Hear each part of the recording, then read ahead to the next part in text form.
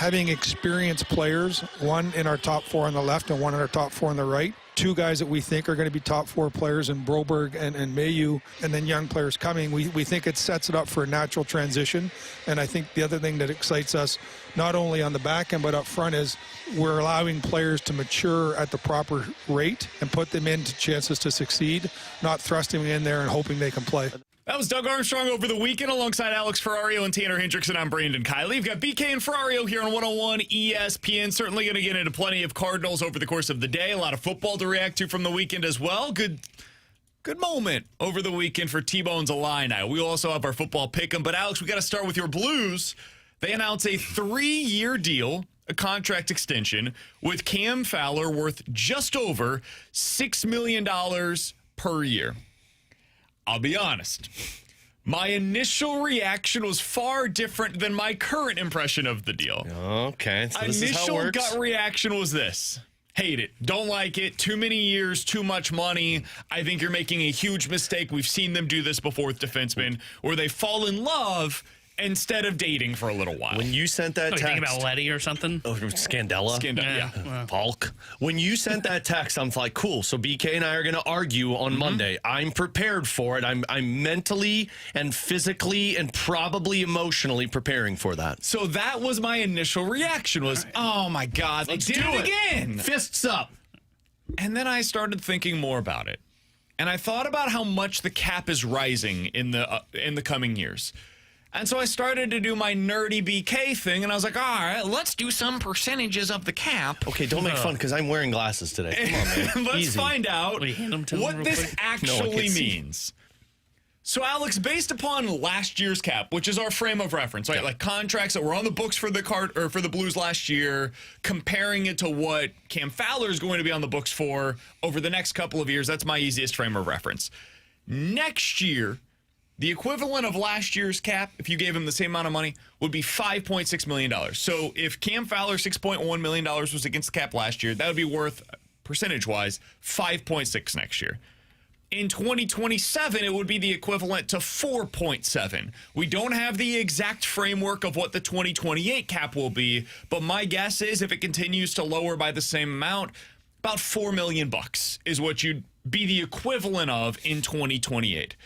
In other words, what he made last year for the Blues against the cap is basically what it's going to be in 2027 and 2028. If you can't get around the equivalent of $4 to $5 million on your cap for a second or third pair defenseman, which is what they've been working with for Nick Letty in previous seasons, I think that means you're not doing a very good job, frankly. And I have too much respect for Doug Armstrong, too much respect for this organization to think that will be the reason that they can't compete in 2027 or 2028. And really, those are the only years that I'm worried about this. The next 2 seasons, I think this is a great deal for the Blues. My reaction immediately, this sucks. I don't think it's a good move by the Blues. My reaction of spending more than 5 minutes looking into it, it's good. I think it's a pretty smart move. Is it perfect? Maybe not, but we've seen what the wilderness looks like when you don't have a legitimate top pair defenseman, and this allows them the time to develop one of those guys internally. What was your reaction, Alex? I'm guessing it was a little more fond than what my initial reaction was. I did have the initial reaction and the come to Jesus moment a little bit later. I thought it was a good deal. There was a little bit of me that was a scare factor of like, man, are you jumping into this again? Like, don't you want to see what it looks like this season before you give him a contract? And then the more I thought about that, it's like, yes, but if you wait to see what it looks like, it could look really good. And then $6 million might be $7 million or $8 million. And I'm not going to pay that for a 34-year-old defenseman who's an unrestricted free agent. So you got to pounce on it at this time. And I think more than anything, you look at the landscape of the defensive core that they have in place. Like, you lock Fowler up for 3 more years. You've got him 4 more under contract. Broberg, you're expecting he's going to be here. He's the Blues property no matter what. And then you've got Logan Mailloux. Like, your top 4 is in place right now. And as things continue to progress, Falk's contract comes off the books. Krug's contract comes off the books. Right there is $13 million and $6 million for a Cam Fowler. Even if people believe he's going to regress a little bit in terms of his play. He might not be playing 19, 20 minutes a night 2 years from now, but if he's still playing some power play for you, if he's a middle pair defenseman or even a bottom pair defenseman, that's setting you up to continue to allow those younger guys to develop with guys who already have that experience. And I just looked at it, and you look around the league and you see what guys get paid and what Cam Fowler is. He's an offensive defenseman who can play both sides of the ice and run a power play unit. Those guys get paid. So for $6 million for the next couple of years, still being a top pair defenseman, I think it's the right move. And as Doug has made it very clear in the past, you know, you got to get guys to St. Louis and try and keep them there rather than when you lose them, you go to the free agent market. And we all see what this free agent market's going to look like. So I think this is the timely move to do that tells you that the Blues want to compete and they want to keep veterans around the lineup so that they can compete. Yeah, I was a little surprised that they jumped into this marriage with Cam Fowler, as kind of BK said, where you kind of, or you said first, date first and then see what you do here, because he is a little bit older. And you look at this, he's signed through his age 37 season now. It's the one thing I just don't like about it. The term ends up being okay because BK said it. Like, the percentage against the cap is fine. I just look at this and go, man, I'm surprised they wanted to lock themselves into an older defenseman for this much longer. And then it just says, okay, for the first 2 years, you really need to take advantage of this. And then hopefully somebody steps into that role. I think the deal is fine. I don't know, like, I'd give it an A+ and say it's excellent. I'd say it's like a B- for the deal. But I do kind of see what the vision is for Doug Armstrong and Alexander Steen. I think it gets back to what you just mentioned, though. It's about how close they think they are. This was my personal read on the situation was, you only make this deal with Cam Fowler if you expect to be doing a lot of winning over the next 2 to 3 years. Because then you live with whatever that final year of the deal is. For most contracts in the NHL, especially once you get over the age of 30, you're anticipating we're going to have 1 or 2 throwaway years on this deal that you have to be good at the front end in order to make that worth it. And we live with the fact that we're spending $6 million on a guy that maybe at that point in his career, he's a second or third pair defenseman for the Blues. And you hope that somebody else, maybe it is a Jiricek or whoever it may be, maybe it's Mayu. And I know that like some of this is side issues, but maybe those guys are coming up as Cam Fowler is going down, and so you're able to offset some of that money that way. Regardless of how specifically it works, the belief is we're going to be so good over the next few years that nobody's going to care that Cam Fowler's making $6 million because we're going to be winning with him.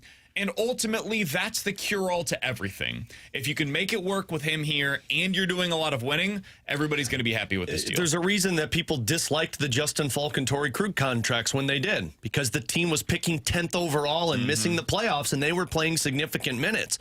If Parayko and Fowler have a drop-off immediately, because Parayko's 1 year younger than Fowler, so you're talking about two guys that'll be 36 and 37 towards the end of their contracts. If they drop off and Broberg and Mayu don't continue to progress, well then yeah, the Blues are bleeped. But the reason they're doing this is because they see the future. They see Broberg, who's going to be ready to be eating 20, like in a year, Broberg could be making $9 million.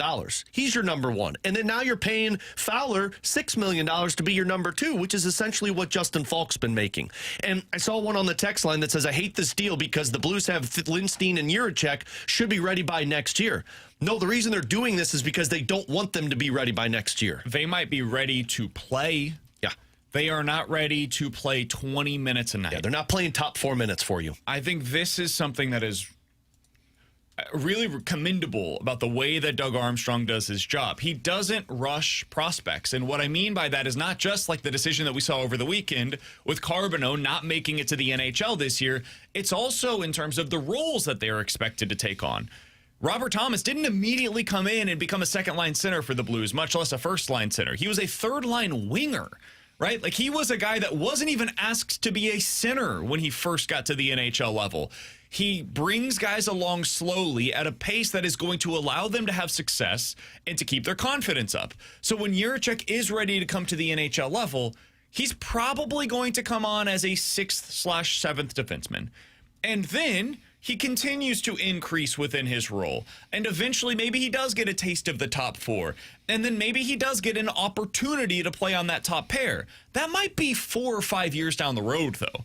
So at that point in time, guess what? Fowler's contract is dropping off of the books. So I think this is smart. If this is something that ends up preventing Jiricek from playing, like, yeah, we can talk about it then. Yeah. It's not going to. This is the kind of deal that you can you can work around. If you thought last year a $4 million contract was fine on the books for any team in the NHL, much less the Blues, I think by the next 2 to 3 years, you're going to feel the same way about this deal that you did about any of those. And just as kind of a reminder, this is what Doug Armstrong did in that 2016-2017 season. Like, they had Bouwmeester, Pietrangelo, and Kevin Shattenkirk. They viewed that as their core. And then that was the year that Joel Edmondson and Colton Parayko both made their team. And they said, we've got the experience of the guys who could play 25 minutes a night. Let's let a 23-year-old Edmondson and a 22-year-old Parayko develop at the NHL level. Now, they developed fast, and they already took on a top 4 role in the first couple of years, but you can't expect that from Jiricek and Lindstein. So you've got your 4 in place. It's going to be Mayu, Broberg, Parayko, and Fowler. And in 3 years, when Fowler and Parayko start to decline, if that happens, because defensemen age like wine. We've talked about this before. But if they decline, well, then Broberg and Mayu have progressed. And now you've got some young guns like Broberg and Mayu have done that take over that middle role. Like, this is the progression of a team that wants to keep a window open rather than rush it open and then slam it shut. Yeah, there's risk associated with it, and that was the risk is what I initially reacted to was whoa, and I also didn't have enough appreciation for how much the cap is rising over the next few years. But as I sat down, thought about it for a little bit, it makes a lot of sense. It's a smart move by the Blues. I understand where they're coming from. Again, there's risk associated with it, as there is with any extension that you do with a player over the age of 30. Alongside Alex Ferrario and Tanner Hendrickson, I'm Brandon Kiley. In 15 minutes, we'll talk about T-Bones Illini, who saved their season over the weekend. Yeah. We'll get into that coming up in about 15 minutes. 314-399-9646. That's the Air Comfort Service text line to get involved in the show. YouTube chat is available for you guys. The Graveyard Chat is off and running at youtube.com/101 ESPN STL. But coming up next, what does Willson Contreras' preference mean for the Cardinals' offseason plans? We'll talk about that next here on 101 ESPN.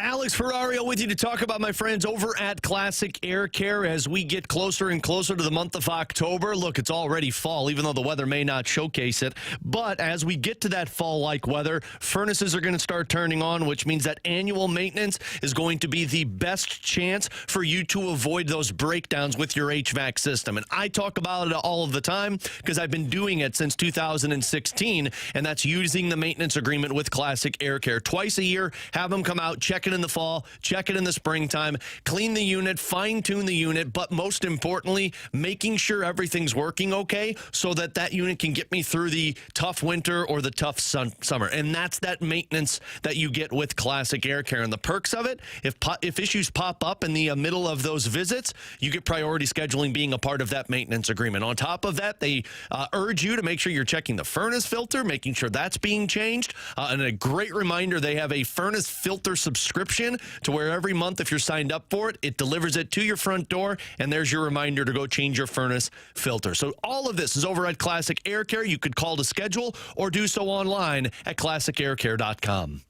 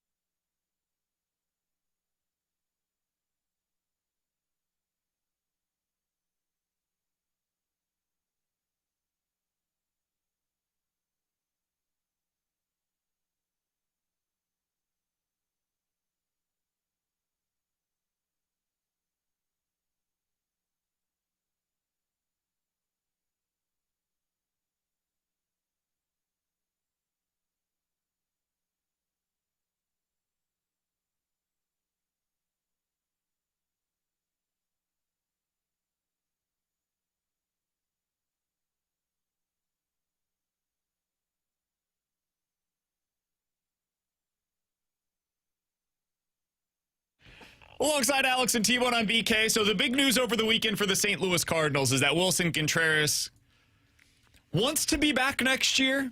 I say that with a little bit of a question at the end of my voice. The reason why is because he at least left it open-ended with his comments. Here's what he said, according to Katie Wu of The Athletic, who will join us today coming up at 1:30. Quote, I told Chaim Bloom I would like to be a part of the process. I'd like to be a part of a young team that's going to need some kind of experience around them. That's what I expressed. Bloom understood that I want to be a part of the process, but also I understand that this is part of a business. If something comes up and makes a lot of sense for him and for the organization and makes sense for me in my future, then we'll go ahead and talk about it. But as of right now, like I said, I would like to be a part of the process, end quote. So that was his explanation to reporters over the weekend that were assembled out in Chicago, Alex, as the team was getting ready to play against the Cubs. My guess is Willson Contreras will be back next season, based upon these comments, based upon where they're at, all of these different things. What does that mean for the Cardinals? I mean, on the bad side of what it means, you're not going to get potentially a good piece in return that helps this rebuild, because that's what you'd get for Willson Contreras. Now that there's a position that he can play, other teams can see he's a great bat still, and it's just he could play first base, and he's good for you at first base. He's not great, but he's good. I actually looked at this as a little bit of a positive for the Cardinals, and I was going to ask you guys this. Sure. Is Willson Contreras, in your opinion, a Hall of Famer? No. Is there anything that Willson Contreras can do for the rest of his career to be a Hall of Famer? Realistically, No. He's a very good player. He's a genuinely very good baseball player, but no, not in any way a Hall of Famer. And that was my line of thinking. And he's already got a World Series. So if you're Willson Contreras, as much as you want to win again, you've tasted the winning. Sure. There's a little bit more, I guess, and this guy just seems like he's deeper than most when you hear him talk. I think there's value in having guys like this around your younger players. And I know as a fan, you want the best return possible to expedite that rebuild. We don't know what that looks like on the other side, but having a Willson Contreras who can at least keep some of that winning culture around is a positive. And if you're Willson, that's why I brought the criteria up. I don't know if there's something that I want to get traded.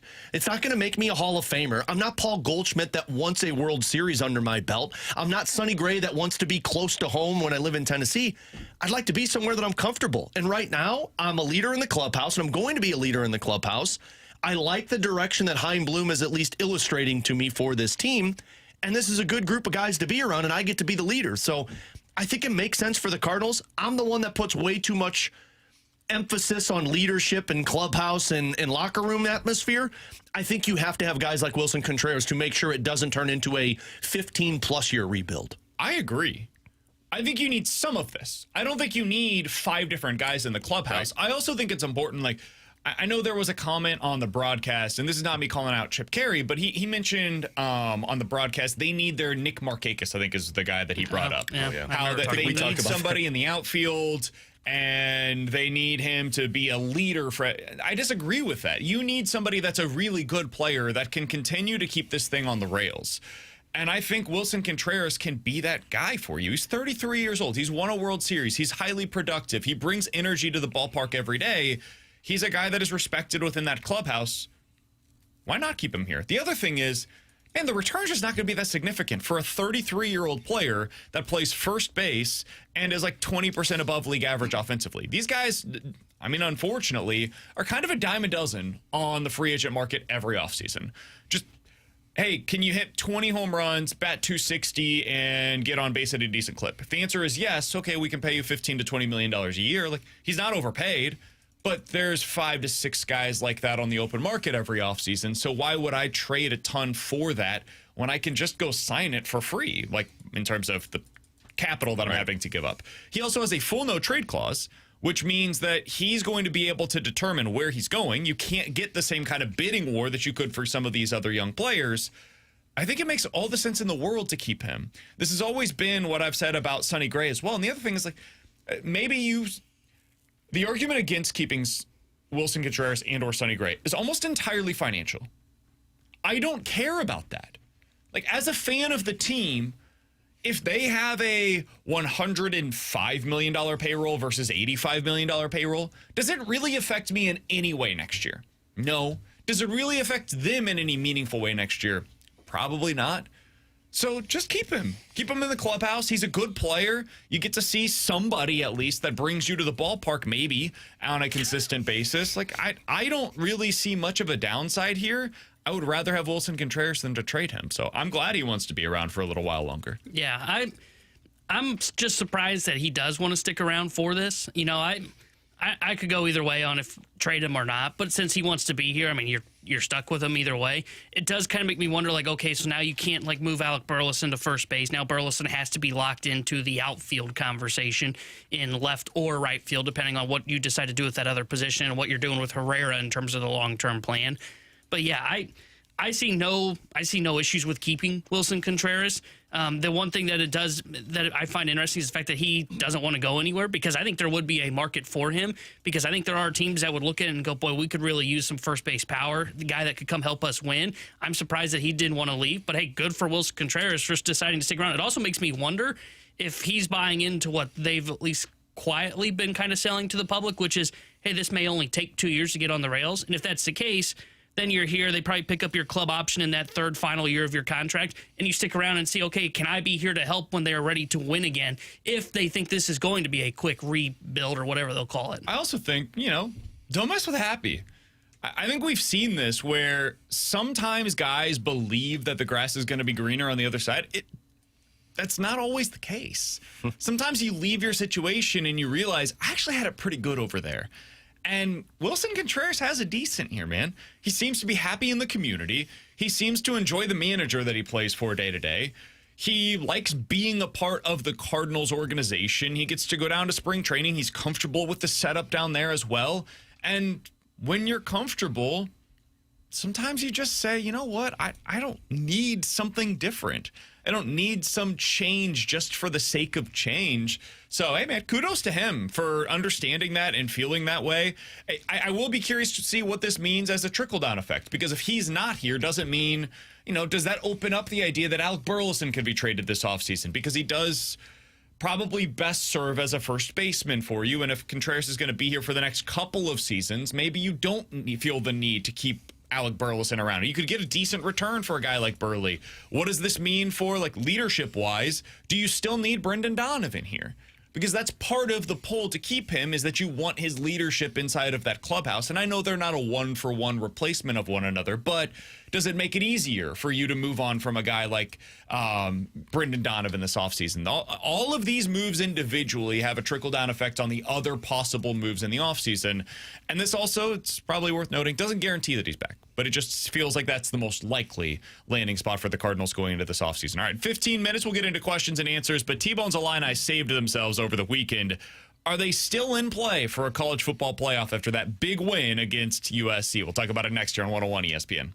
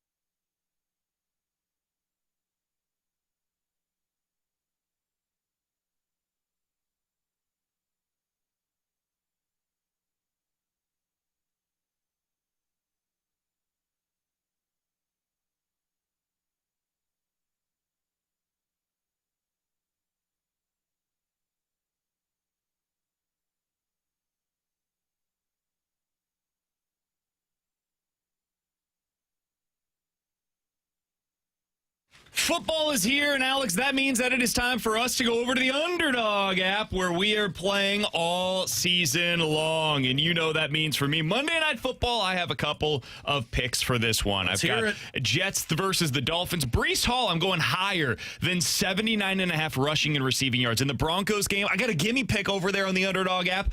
Bo Nix, or Bo Picks, as Alex calls him, higher than 0 passing and rushing yards. And then I've got RJ Harvey, higher than his rushing yardage total as well. I get 6-1 odds on that one over in the Underdog app. This is why you need to be checking the app. BK just told you what you could find over there by getting those nice adds to your picks. Make sure you download the Underdog app today. He also pointed out how easy it is. You get your entries right, and you could win up to 5,000 times your cash. Download Underdog app today. Sign up with promo code BKO to score $100 in bonus funds. $100? $100. All you got to do is play your first $5, BK. That's promo code BKO. Underdog. Make plays, win money. Must be 18 plus and present in Missouri. Terms apply. See assets.underdogfantasy.com/web/play and get terms _DFS_.html for details. Concerned with your play? Call 1-800-GAMBLER. Visit www.ncpgambling.org.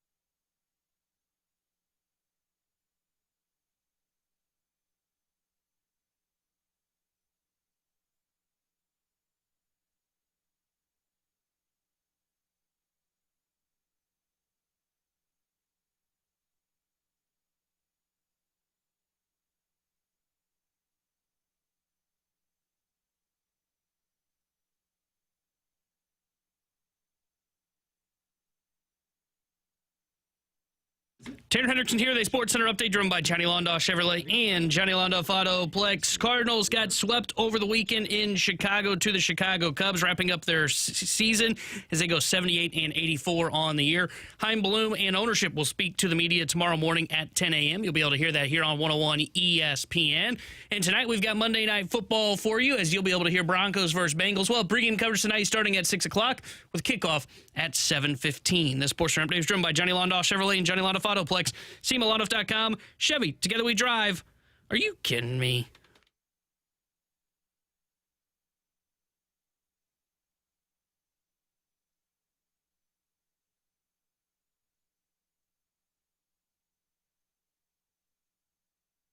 Altmaier drops it off in the flats to Fagan.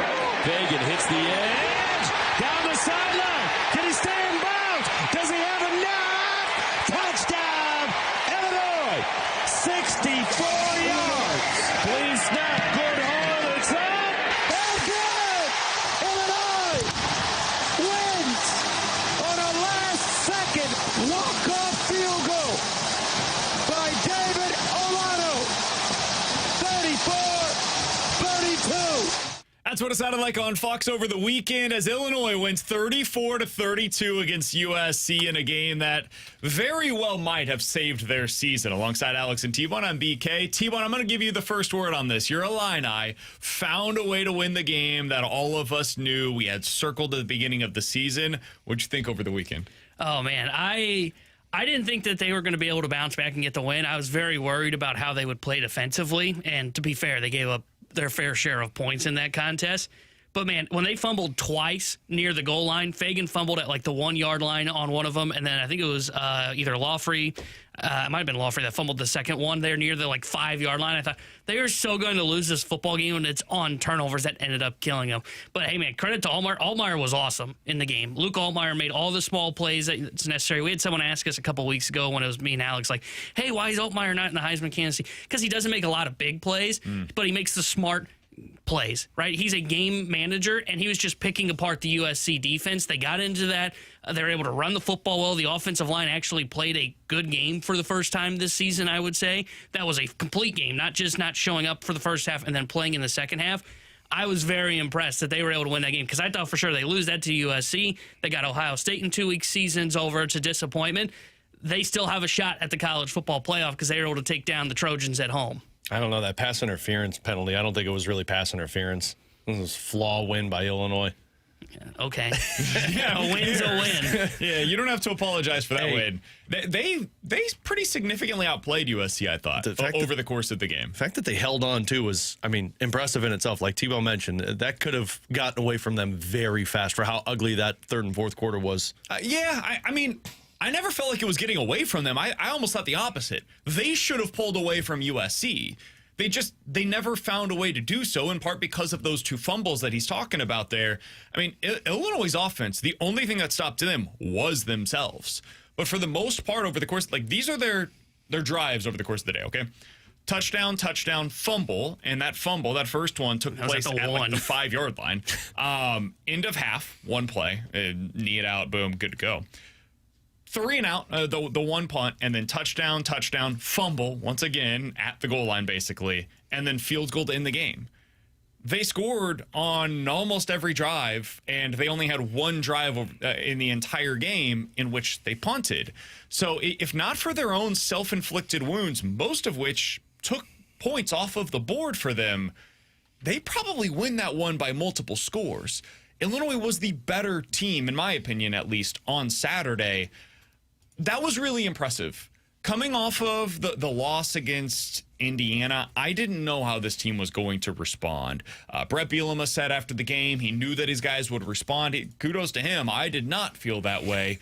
The offensive line was really good in this one. The running game, really for the first time all season against a team with a pulse, looked like it had some effectiveness. And Altmaier just made plays when you needed him to. So full kudos to your boys. They showed out in a huge way on Saturday. And because of it, you're now back into the conversation. I don't know how likely it is that they could make anything real happen this year, but you've got Ohio State still to go on the schedule. You've got at Washington, and after watching that game between those two teams over the weekend, Ohio State and Washington, I think Washington's legit. How good are they? I don't know, maybe a 9-win team, something like that, but that could be a flip game for them. And then take care of business the rest of the way. Hey, man, you more or less control your own destiny still. This was a must-win game. We knew all along. If you go 2-2 against Indiana, USC, Ohio State, and Washington, you're going to give yourself a shot. And they can still do that. All they got to do is one more win against either Ohio State or on the road at Washington. Yeah, and now I think they're, because of what you're saying of, okay, if they can take care of business, figure out a way to beat Washington, Ohio State's probably a loss. I think they probably need some help along the way. And I think part of that is because of how bad they lost to Indiana. If they lose that game, it's a close game.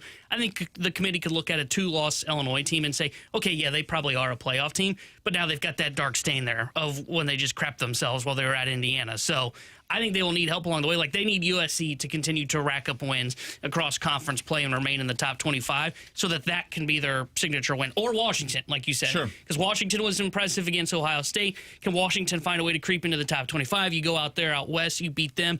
Then that game looks a little bit more impressive. They're going to need somebody. If you don't beat Ohio State, you're going to need USC or Washington to kind of remain as a good-looking victory, unlike some of them as we've seen in the past, where you leave the first week, you go, okay, wow, what a win, and then you look and go, oh wow, Clemson's 1-3. Missouri also played football this weekend. They won. They took care of business. They left healthy, 4 and that was sacks, the end of the game. Don't care. Do not. It was UMass. The whole game felt as though everybody was just going through the motions. Every part of that game was just, all right, we're 5-0. Let's go ahead and get to the bye, and then we'll figure out what we look like against Alabama. So I have 0 takeaways from the game. That's the extent of my breakdown of Mizzou versus UMass. That being said, there were a lot of other big games over the weekend. It was a great week in college football from start to finish. It opened up with Virginia. You guys see that? You guys see that on Friday night with Virginia against Florida State? That was a fun one, huh? We'll talk about that here in just a little while. I would have had fun on the other way. What was your biggest takeaway? Yeah, that was crazy. What was your biggest takeaway from college football over the weekend, Alex? Whether it was an individual game or a big picture take, what was your biggest takeaway? Yeah, I'm probably going to say something that I might regret, but this might be a bold take also. I don't think Ohio State's the best team in the country. I think Oregon is. I think Oregon is the best team in the country after watching them. It was a close game against Penn State, but those are very good teams. And it was on the road, and that's a tough environment at night. But I mean, with the exception of this one, on the road, double overtime win, they've blown out their opponents. And I know their opponents are a bunch of nobodies, but when I look at Ohio State, and Washington is a good team, like you mentioned, held them to 6 points, and they won that pretty handedly. But other than that, their other big win was a 14-7 win over Texas. And I've seen a lot of Texas, and it's not that pretty. So I might eat my own words next week when they play Indiana, but it's at home, and part of me feels like Oregon's going to win that one as well. I don't believe Ohio State's the best team in the country. I think Oregon is. I think I agree with that. One other big takeaway for me to go different from Oregon, I don't know that let me revisit. I do think this. There is not a great team in the SEC, but there are a hell of a lot of really good teams in that conference. Dude. I mean, Georgia, though they lost, was pretty impressive in that game, especially the way that they fought back. Because I thought at halftime, okay, Bama's probably going to pull away in this. They stayed in it. Bama has rebounded from getting beat by Florida State. Texas A&M looked really good over the weekend. LSU, they're the one team that I think is overrated coming into the conference slate. Ole Miss looks legitimate. The SEC conference looks really good. I think there's a chance that there could be an argument for them to have 4 to 5 teams in this college football playoff. Yeah. The only bad teams in the conference, truly bad teams in the conference right now, are probably Florida and Kentucky. I'd put Arkansas probably up there too. They have a great offense though. Their offense is really good, so I'm not willing to put them. They fired their coach this year. If you want to put them into that category, I'm good with it. But Auburn's good. Yeah. That defense is legit, man. They are not going to have the record to show for it, but that defense is really good. And then you look at Mississippi State, dude, that team is no pushover. They were able to beat Arizona State. They went to overtime this weekend against Tennessee as well. I, as a Mizzou fan, if there's 2 games left on the schedule that you write in pin as W's, it was Arkansas and Mississippi State. I don't know that you can for sure do that. I still think Missouri should and will be favored in that game, but they're much better and far more competitive. They are this year's version of Vandy from last year, where you go up against them and they'll probably finish 7 wins, but they're going to ruin somebody's season this year. And they already potentially did it against Arizona State. They might not be the last team that they do it against. And then beyond that, listen to all these other teams. Texas, South Carolina, Tennessee, LSU, Georgia, Alabama, Texas A&M, Oklahoma, Vandy, Missouri, Ole Miss.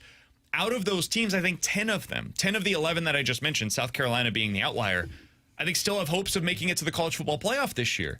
The SEC does not have the traditional power that it has in the past, but it has a lot of really good teams. It is much deeper this year than the Big Ten. The Big Ten, I believe, is once again what it was over the last couple of seasons. It's got the best teams. I think Oregon, Ohio State, Penn State, you put them up there, they're the best of the best maybe right now. Beyond that, though, the next 10 best teams, if you squished the conferences together, might come from the SEC. And that's crazy, man. It's a really, really deep conference this year. Yeah, I think this is the year we see, and I think you'll see this. I think you're going to see that 3-loss SEC team get into the college football playoff. Probably. Because of what you're talking about, how deep it is. I was kind of running through the numbers, just kind of going off my head here. I think Big 12's getting their conference champion. I think that'll probably be it from that conference.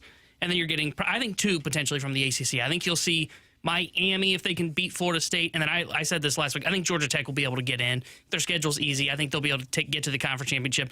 They might be able to sneak in. But that's like... Close call over the weekend. They got to take care of their business. They struggle like that against Wake Forest. That means anybody can beat them. Yeah, but like though I say I think 2 is possible from the ACC, that's not a guarantee. It's possible that is only just the one conference champion coming from there. I think they get 1 because I think Georgia Tech will probably lose to Georgia.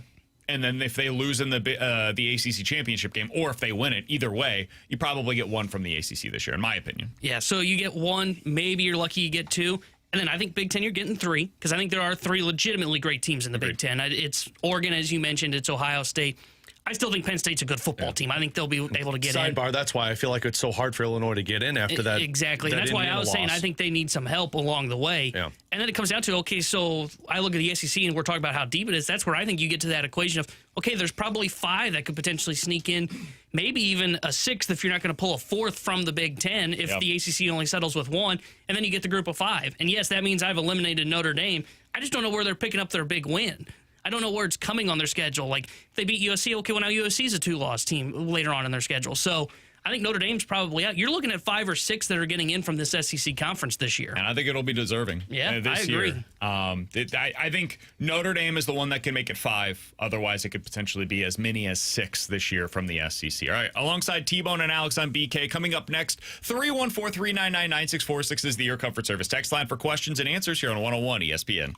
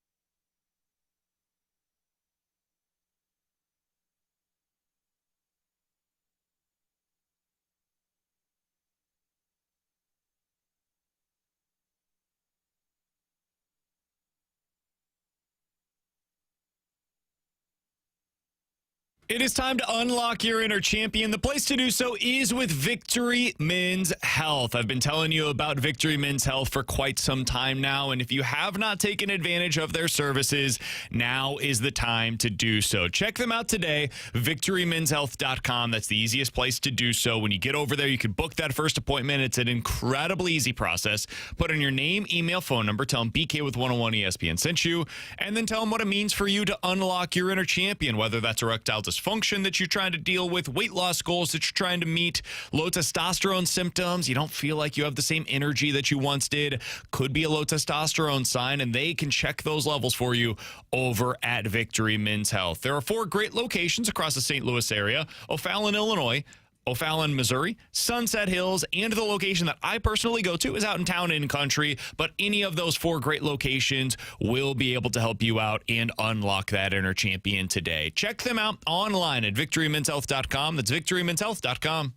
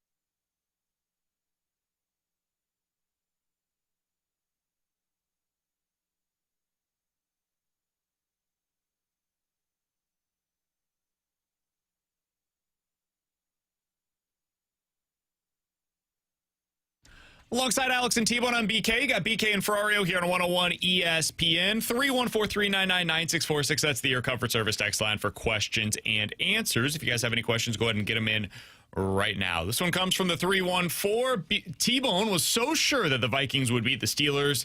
You never go against number 12 and the Steelers defense. Who'd you listen to? You trusted Carson Wentz. Who'd you listen to, by the way, because he said Steelers and I said Steelers. He said Vikings. Steelers.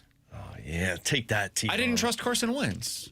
It's a bad spot, man. I mean, I didn't trust Aaron Rodgers, so Yeah, but at least I was trust proven him wrong. more Yeah, than but I think Carson one Wentz. of those is much better than the other. And you know I'm no fan of Aaron Rodgers. But I just thought for sure in that game, and I still stick that I was close, but I stick in you stick that you were close on what? that the Vikings were in that football game. Win? They had a chance to They win were that in at a the end. kickoff. They had the ball at the end, and they threw a pick. I thought the Vikings defense would look better than it did. And that was the part that surprised me. You know, if you told me, hey, Wentz doesn't play well, I would have went, oh, yeah, it's Carson Wentz. But I thought, man, I look at those two defenses, who would get likely to be picked apart by a quarterback. I would have said the Steelers defense because they hadn't been impressive. Then they showed up for a change this week. From that one guy, are you guys going to cover the Mo press conference? And if not, do you know who will be able to do so? We are not going to be there today. Our plan right now is to be there tomorrow for the Chaim Bloom introductory press conference. So we'll be out there for Chaim's first press conference as the president of baseball operations with the Cardinals.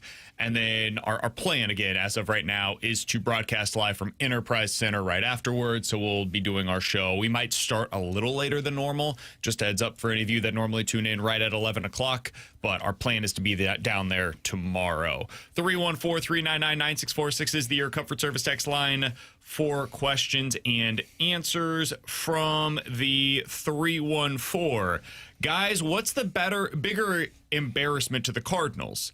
The Reds, Cubs, or Brewers winning the World Series, or the Padres winning the World Series?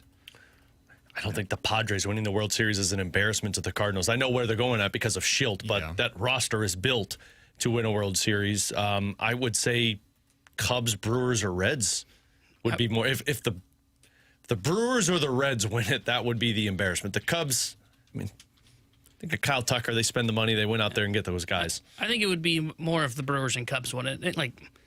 I'll just be honest, Reds win the World Series. It might be the most shocking thing of the 21st century. And also embarrassing. It'd be embarrassing, in my opinion, for baseball. Yeah, that I agree with. I don't know that it'd be embarrassing for the Cardinals. The reason I think the Brewers and Cubs would be, if you want to call it quote-unquote embarrassing for the Cardinals, they took the Cardinals model and just did it better. Can I give you my explanation as to why the Reds winning the World Series would be embarrassing for the Cardinals? Sure. Because all you had to do was try.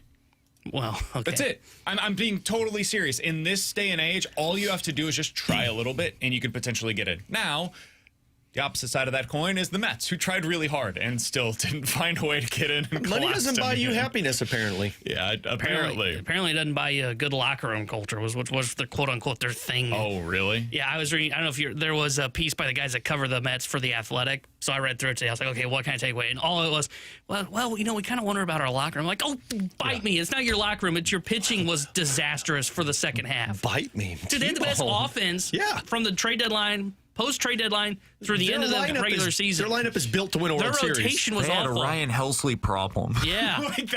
They missed it by a game, and he blew like 5 of them for the Mets.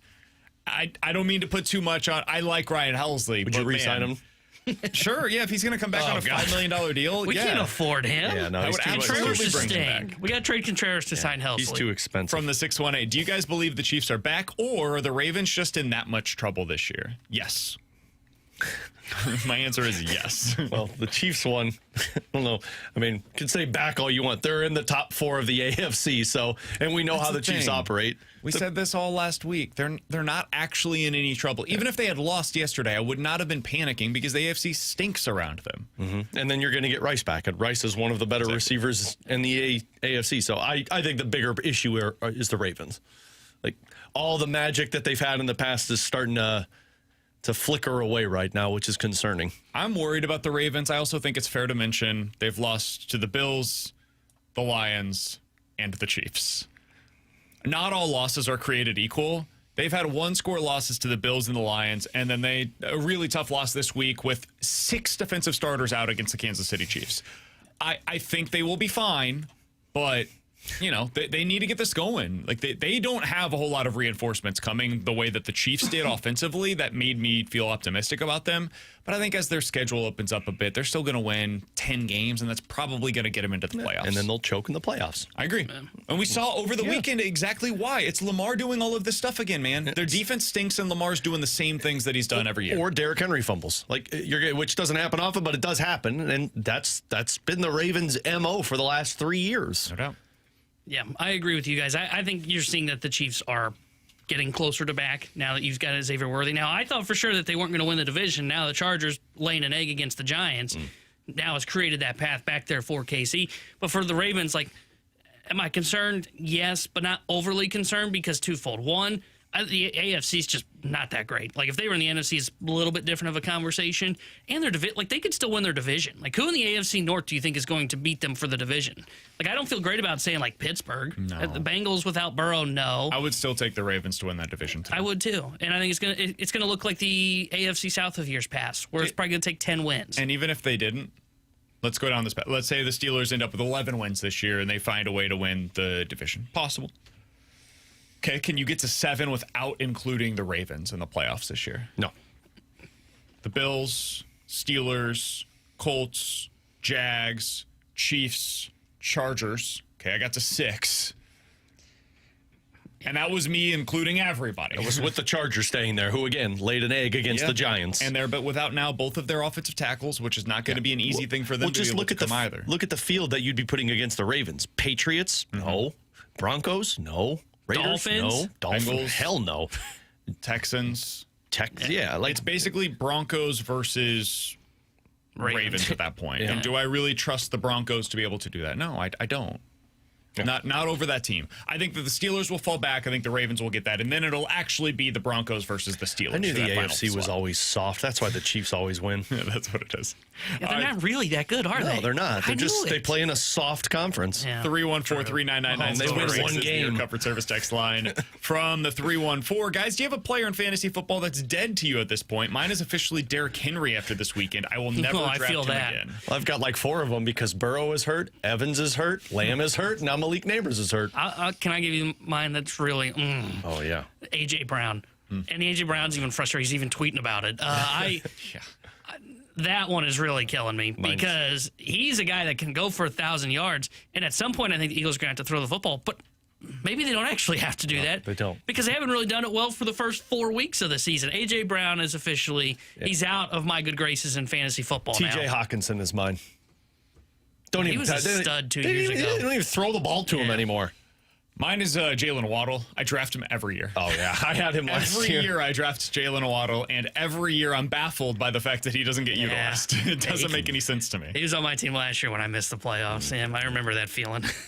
Every year. I'm a believer. It's going to happen this year. It's going to happen this year. He gets hurt. Half of the time he leaves the game in the third quarter. And then when he doesn't leave the game, it's...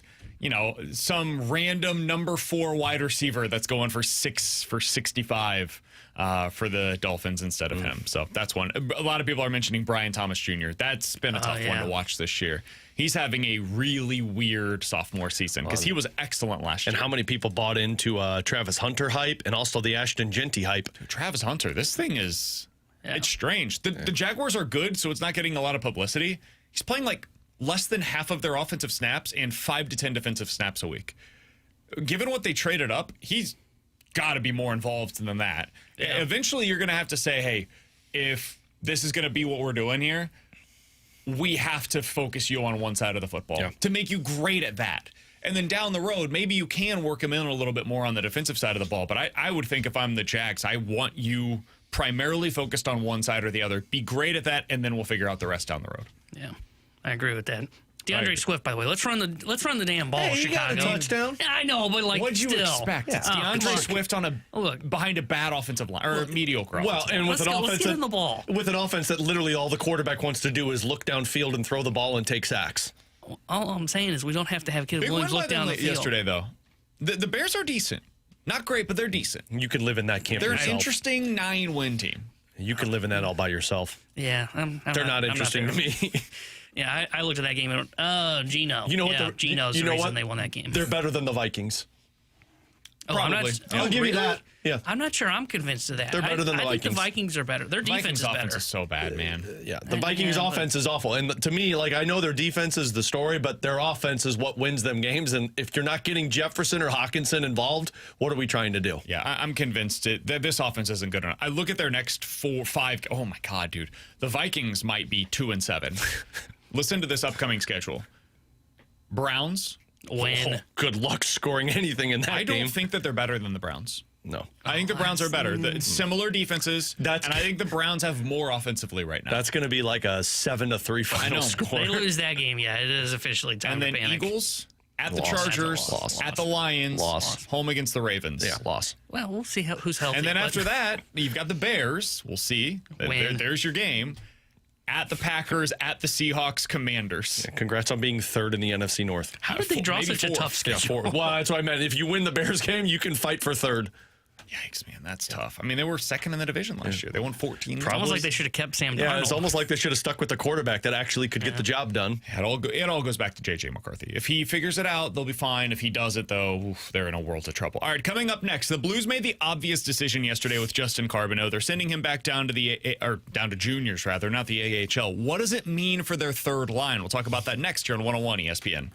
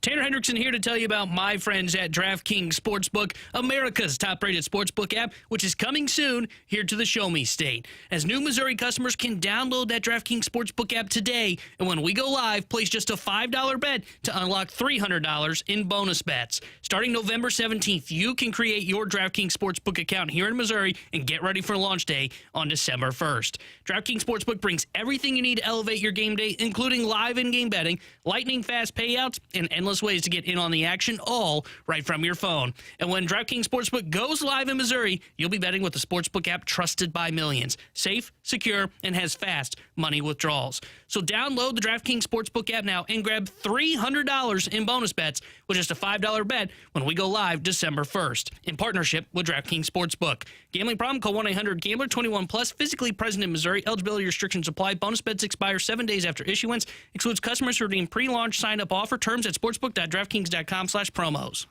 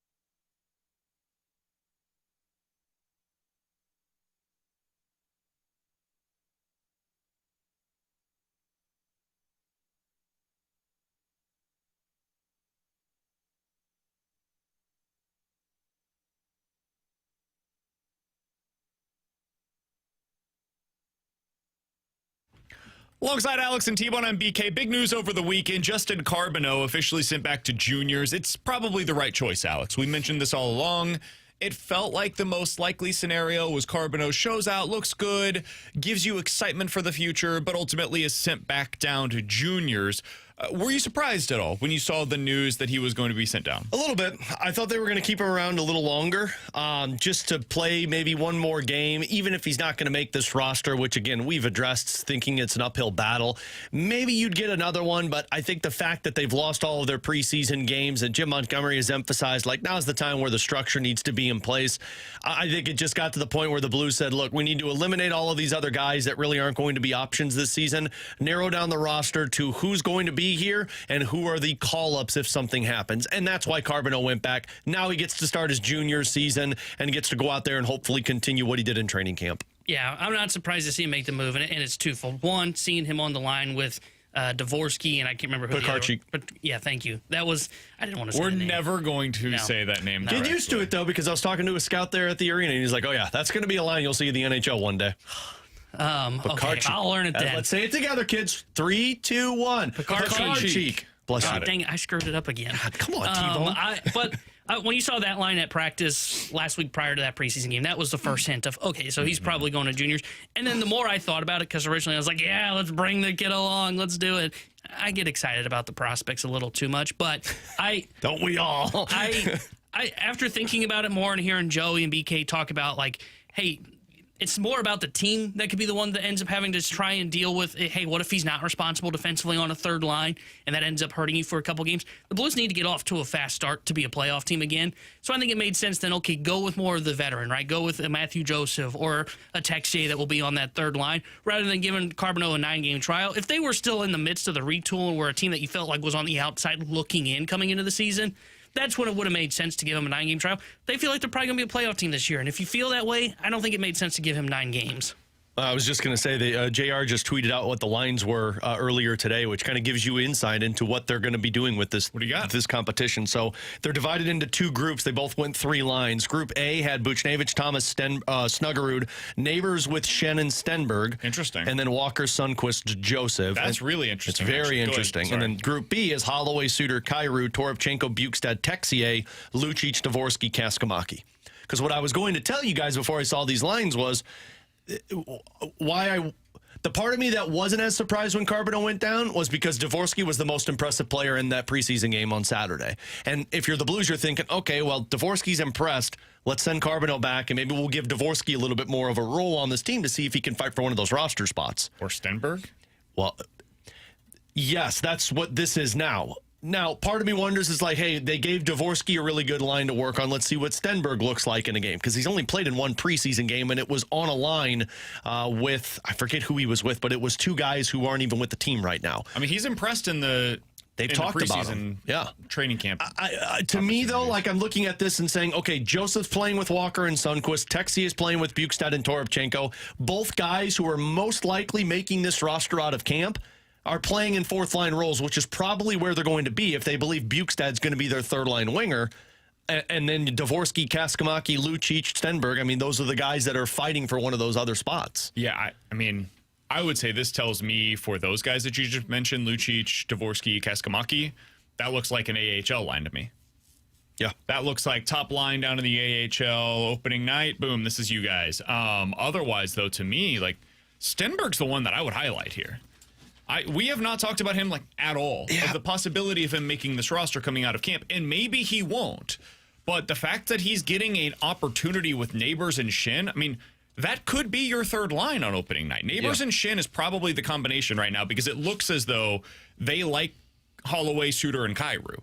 So I don't think at this point in preseason you're giving Stenberg that opportunity unless there's at least something you want to see from him. Yeah, I don't want to get too excited about it, which I can't believe I'm the one that's saying this and not you. What's going on here? But it's just because they've only had him in 1 preseason game, and he skated with Dvorsky and Lucic, where Carbonneau has skated with Robert Thomas on a line and also Dylan Holloway. Dvorsky has skated with Dylan Holloway already once. I think they're looking at this saying, like, he's going to go back to the AHL, but let's give the kid who's looked really good in training camp an opportunity. And Montgomery had a really good quote on Saturday talking about these younger guys, playing them in roles that they would be playing in if they get called up or if they're a part of this roster. Saturday, you saw that with those 3 kids, they were playing third-line minutes.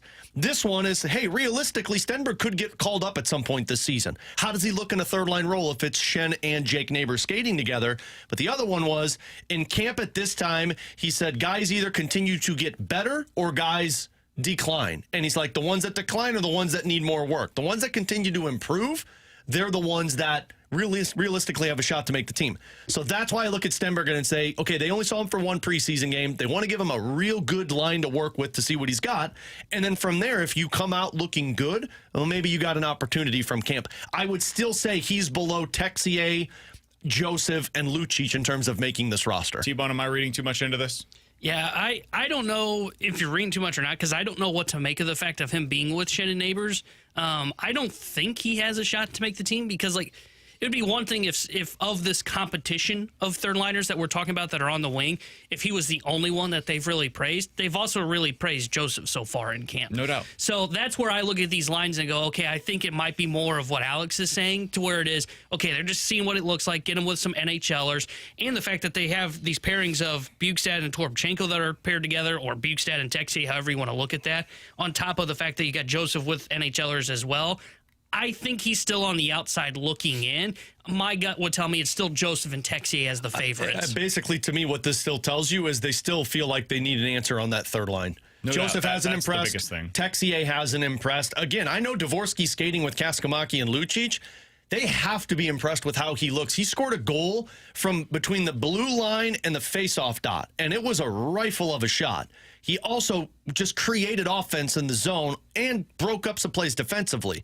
I'm not saying he's going to make the team, but he was impressive in that one, just like Joseph was. But it's very evident they're saying we still need somebody to take this third line spot with Schenn or Suter and Jake Neighbors. What would be your guess on what the opening night third line winger is? Bukestad. And then your fourth line will be Walker, Sundqvist, and Toropchenko. That would be my guess as well. And then Same. Joseph and Texier would be your extra forwards. That's my guess. Yeah, my guess is either Bukestad is on that wing or it's Joseph. That would be my 2 that I would lean towards right now. It's interesting, though, that they continue to use Bukestad at the center, but I think they know what he is as a winger. It's easy to transition over in the event that you need to. And you're putting I guys... would like to see it, though, at some point in preseason. And you want to to put Texier and Joseph with guys that are expected to be in the NHL lineup, like Joseph with Walker, Texier with Toropchenko, and say, let's see what you got. Like, these are the guys right now that they're basically telling, if you want to be in the roster of the opening night 12, go out there and take it. And right now, I can't say that any of them have really taken that opportunity. He's Alex, that's T-Bone, I'm BK. The playoff race ended in a whimper in the National League over the weekend. We'll talk about that in 15 minutes. But next, time for some NFL quick hitters here on BK and Ferrario.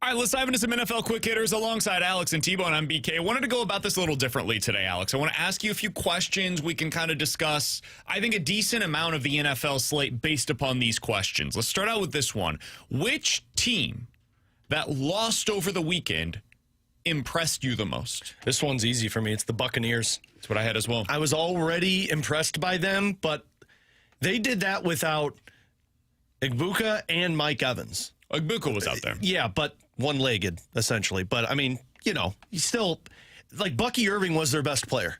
Yeah, he's awesome. And why I was impressed by that loss was they were down, 24-6 in the half. Mm-hmm. And as expected with the Buccaneers, they always stay in fights.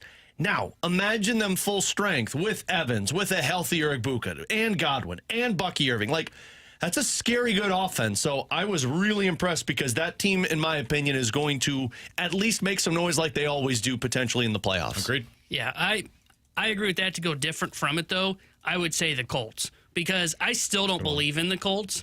But I don't know how much longer I can say that, because they were in that football game with the Rams. And if it wasn't for them playing with 10 guys on that touchdown pass, who knows what things look like in the end. They were very impressive, because I think the Rams have shown over the first 4 weeks that they're one of the best teams in the NFC, and the Colts were right there with them. They had a chance to win that football game. I was very impressed by them once again. I think I'm going to have to quit at some point. Indiana Jones is not going to be able to keep doing this. He might be able to keep doing this in this system. They're a good team. Great team, no. Good team, yeah. I think it's fair to say that at this point in time. They pushed the Rams, and they're on the road in that spot. It's a good team. It's a much better team than I gave them credit for coming into the season. And at this point, I need to stop shorting them. I think they deserve the credit. All right, on the other side of this, most disappointing performance in a win. I'll go first on this one since we have the same team on the impressive loss, Alex. I'm going to go with the Bills. This defense just doesn't look right to me. You gave up almost 200 yards on the ground against the New Orleans Saints. The Saints, who were competitive in this game far longer than I expected them to be. Now, ultimately, it's a 31-19 win. All's well that ends well. It is what it is. But this defense just doesn't look like it has the goods this season. And the other thing, and over the last 3 weeks, they've played against the Jets, the Dolphins, and the Saints. And this is not about putting up numbers. I understand that. But here are the passing yardage totals for Josh Allen in those 3 games. 148, 213, 209. They just don't have the same feel that they did in that first week of the regular season. And now we're starting to learn more as to why that might have felt that way. Maybe the Ravens defense is just trash this year. And if that's the case, I might start looking at the Bills a little differently than we had earlier on in the season as well. They have not played anybody other than the Ravens thus far. It's not going to change anytime soon. They've got the Pats, they've got the Falcons, and then the Panthers, and then finally they take on the Chiefs. But their schedule is super easy this season. I don't know that it's going to show itself much this year, but the Bills might not be as dominant as I expected them to be either. I'm with you on that one. They made me a little nervous. Still very good, but just not Survivor. The great team that I thought. They're also the team similar to the Chiefs that it's like, man, or similar to the Eagles to where it's like, man, they can flip it and they're still going to be dangerous no matter what because of Josh Allen. My team were the Seahawks. I mean, like, offensively, it was a fine game, but defensively, like you shut them down in the first half, and then all of a sudden in the fourth quarter, you just let Kyler Murray and Marvin Harrison go out there. I thought the Seahawks were going to be the best team in that division, and now you win 23-20 against a Cardinals team that I have no faith in.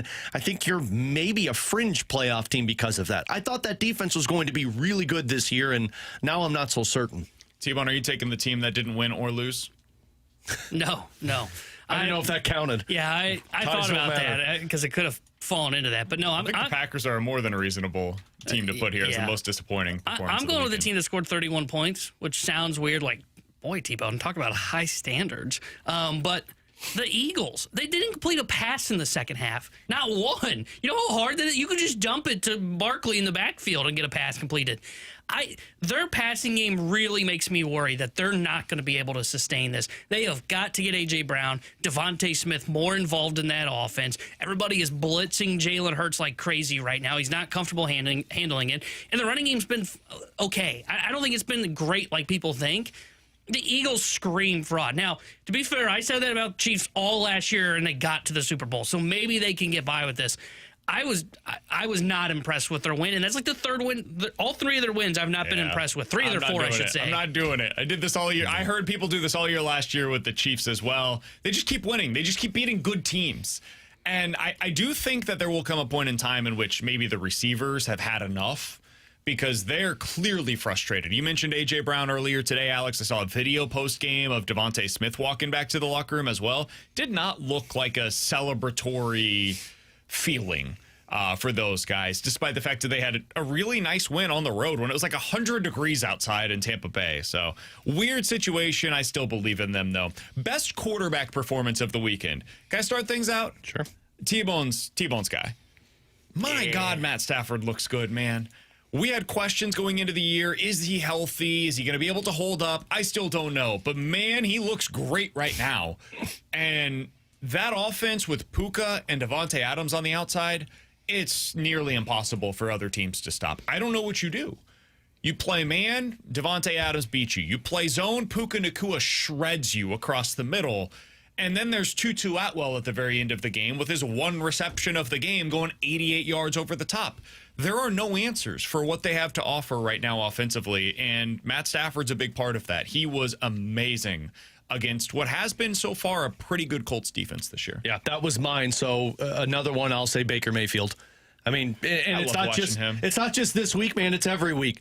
He doesn't care the score. He's going to find a way to pull his team back into this one. And he only had 13 rushing yards in that game, which it felt like he had more. But he can sling the ball. He can run the ball. He's just one of those guys that will always be a pest until the final whistle. Now I'm going to the tie game. Dude, Dak was awesome. He was amazing. Dak continues to look really good for the Dallas Cowboys. And look, their defense, woof. But say the same thing about the other side, too. Dak Prescott's going to keep them in a lot of games. You know, they feel like the kind of feisty 9-win team, may hang around in the playoff picture if you let them. They'll beat some teams they're not supposed to, but that throw Dak made, I can't remember if it was I think it was to get them the field goal or the touchdown on one of their last drives in regulation. Fade away, kind of jump throw towards the sideline, let the wide receiver go ahead and get it. Oh, chef's kiss. Can I complain a little bit about that? Can we stop it with the ties in the NFL? See, I have no issues with ties. My wife said the exact same thing. She said, wait, we don't keep playing? That game should not end in a tie. Now, I did stay up for overtime and wanted something better. Take the college rules with it. Like, make it sudden death. After one quarter ends and you're tied, make it sudden death. You want the honest answer? Gambling is why they won't. I get it. But, like, because those types of games should not end in ties. Because that was entertaining. But do you also want them to do that for, like, Jags-Titans? No, but I don't really care about that one. I care about that. I know. See, you have to have the same rules for any of these games. I think ties are dumb in sports these days. I love it. No, like everything else, make sure I don't like it. I just don't know how you fix it. Everything else, make sure that it ends. End it.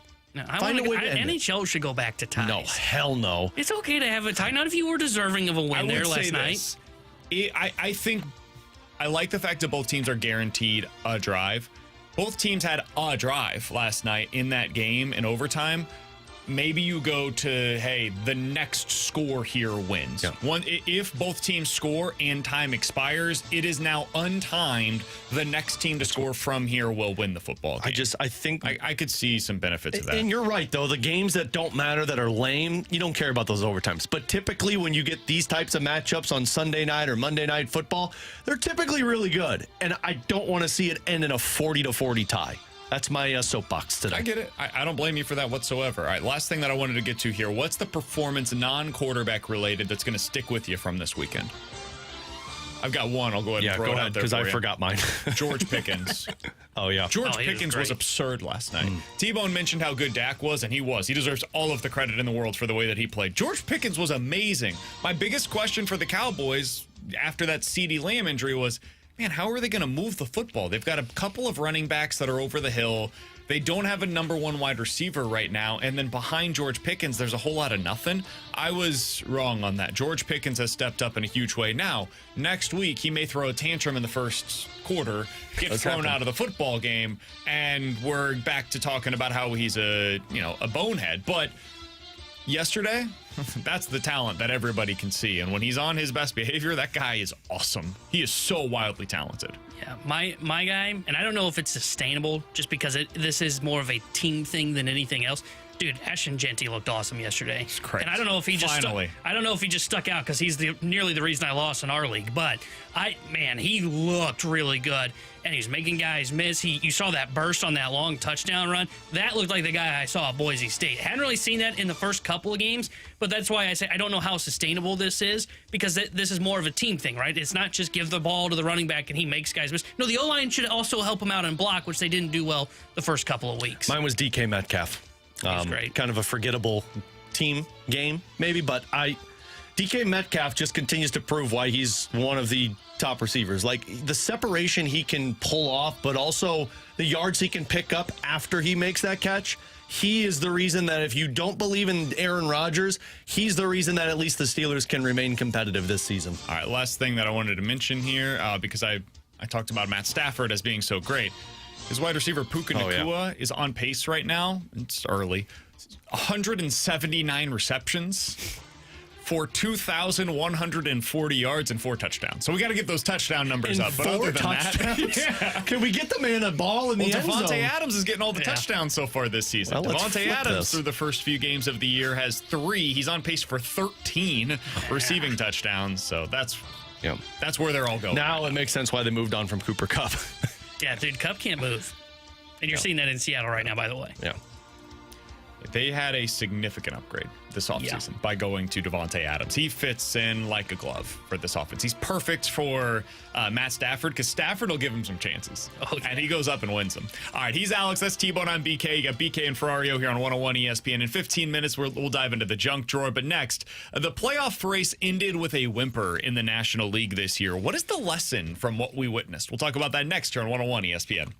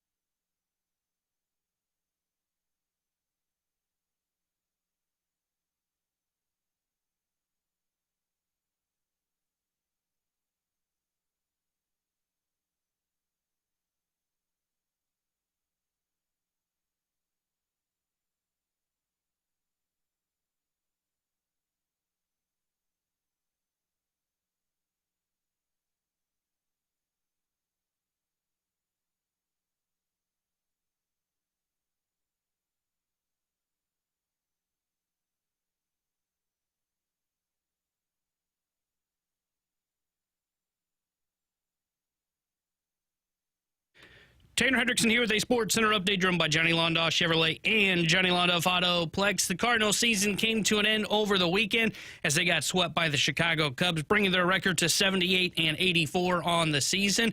And tomorrow at 10 a.m., Chaim Bloom will speak to the media for the first time alongside with ownership, and we'll be carrying that press conference for you here live on 101 ESPN. And tonight here on 101 ESPN, we've got Monday Night Football for you as we've got Broncos versus the Bengals. We'll have pregame coverage starting at 6 o'clock with kickoff at 7:15. The Sports Center update is driven by Johnny Londoff Chevrolet and Johnny Londoff Autoplex. CMLondoff.com. Chevy, together we drive. Are you kidding me?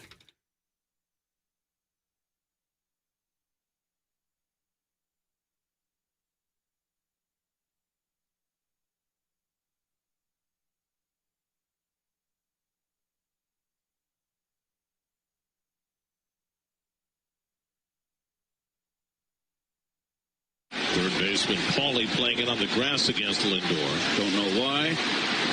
And he pulls one on the ground. A chance for two. To second one. Back to first.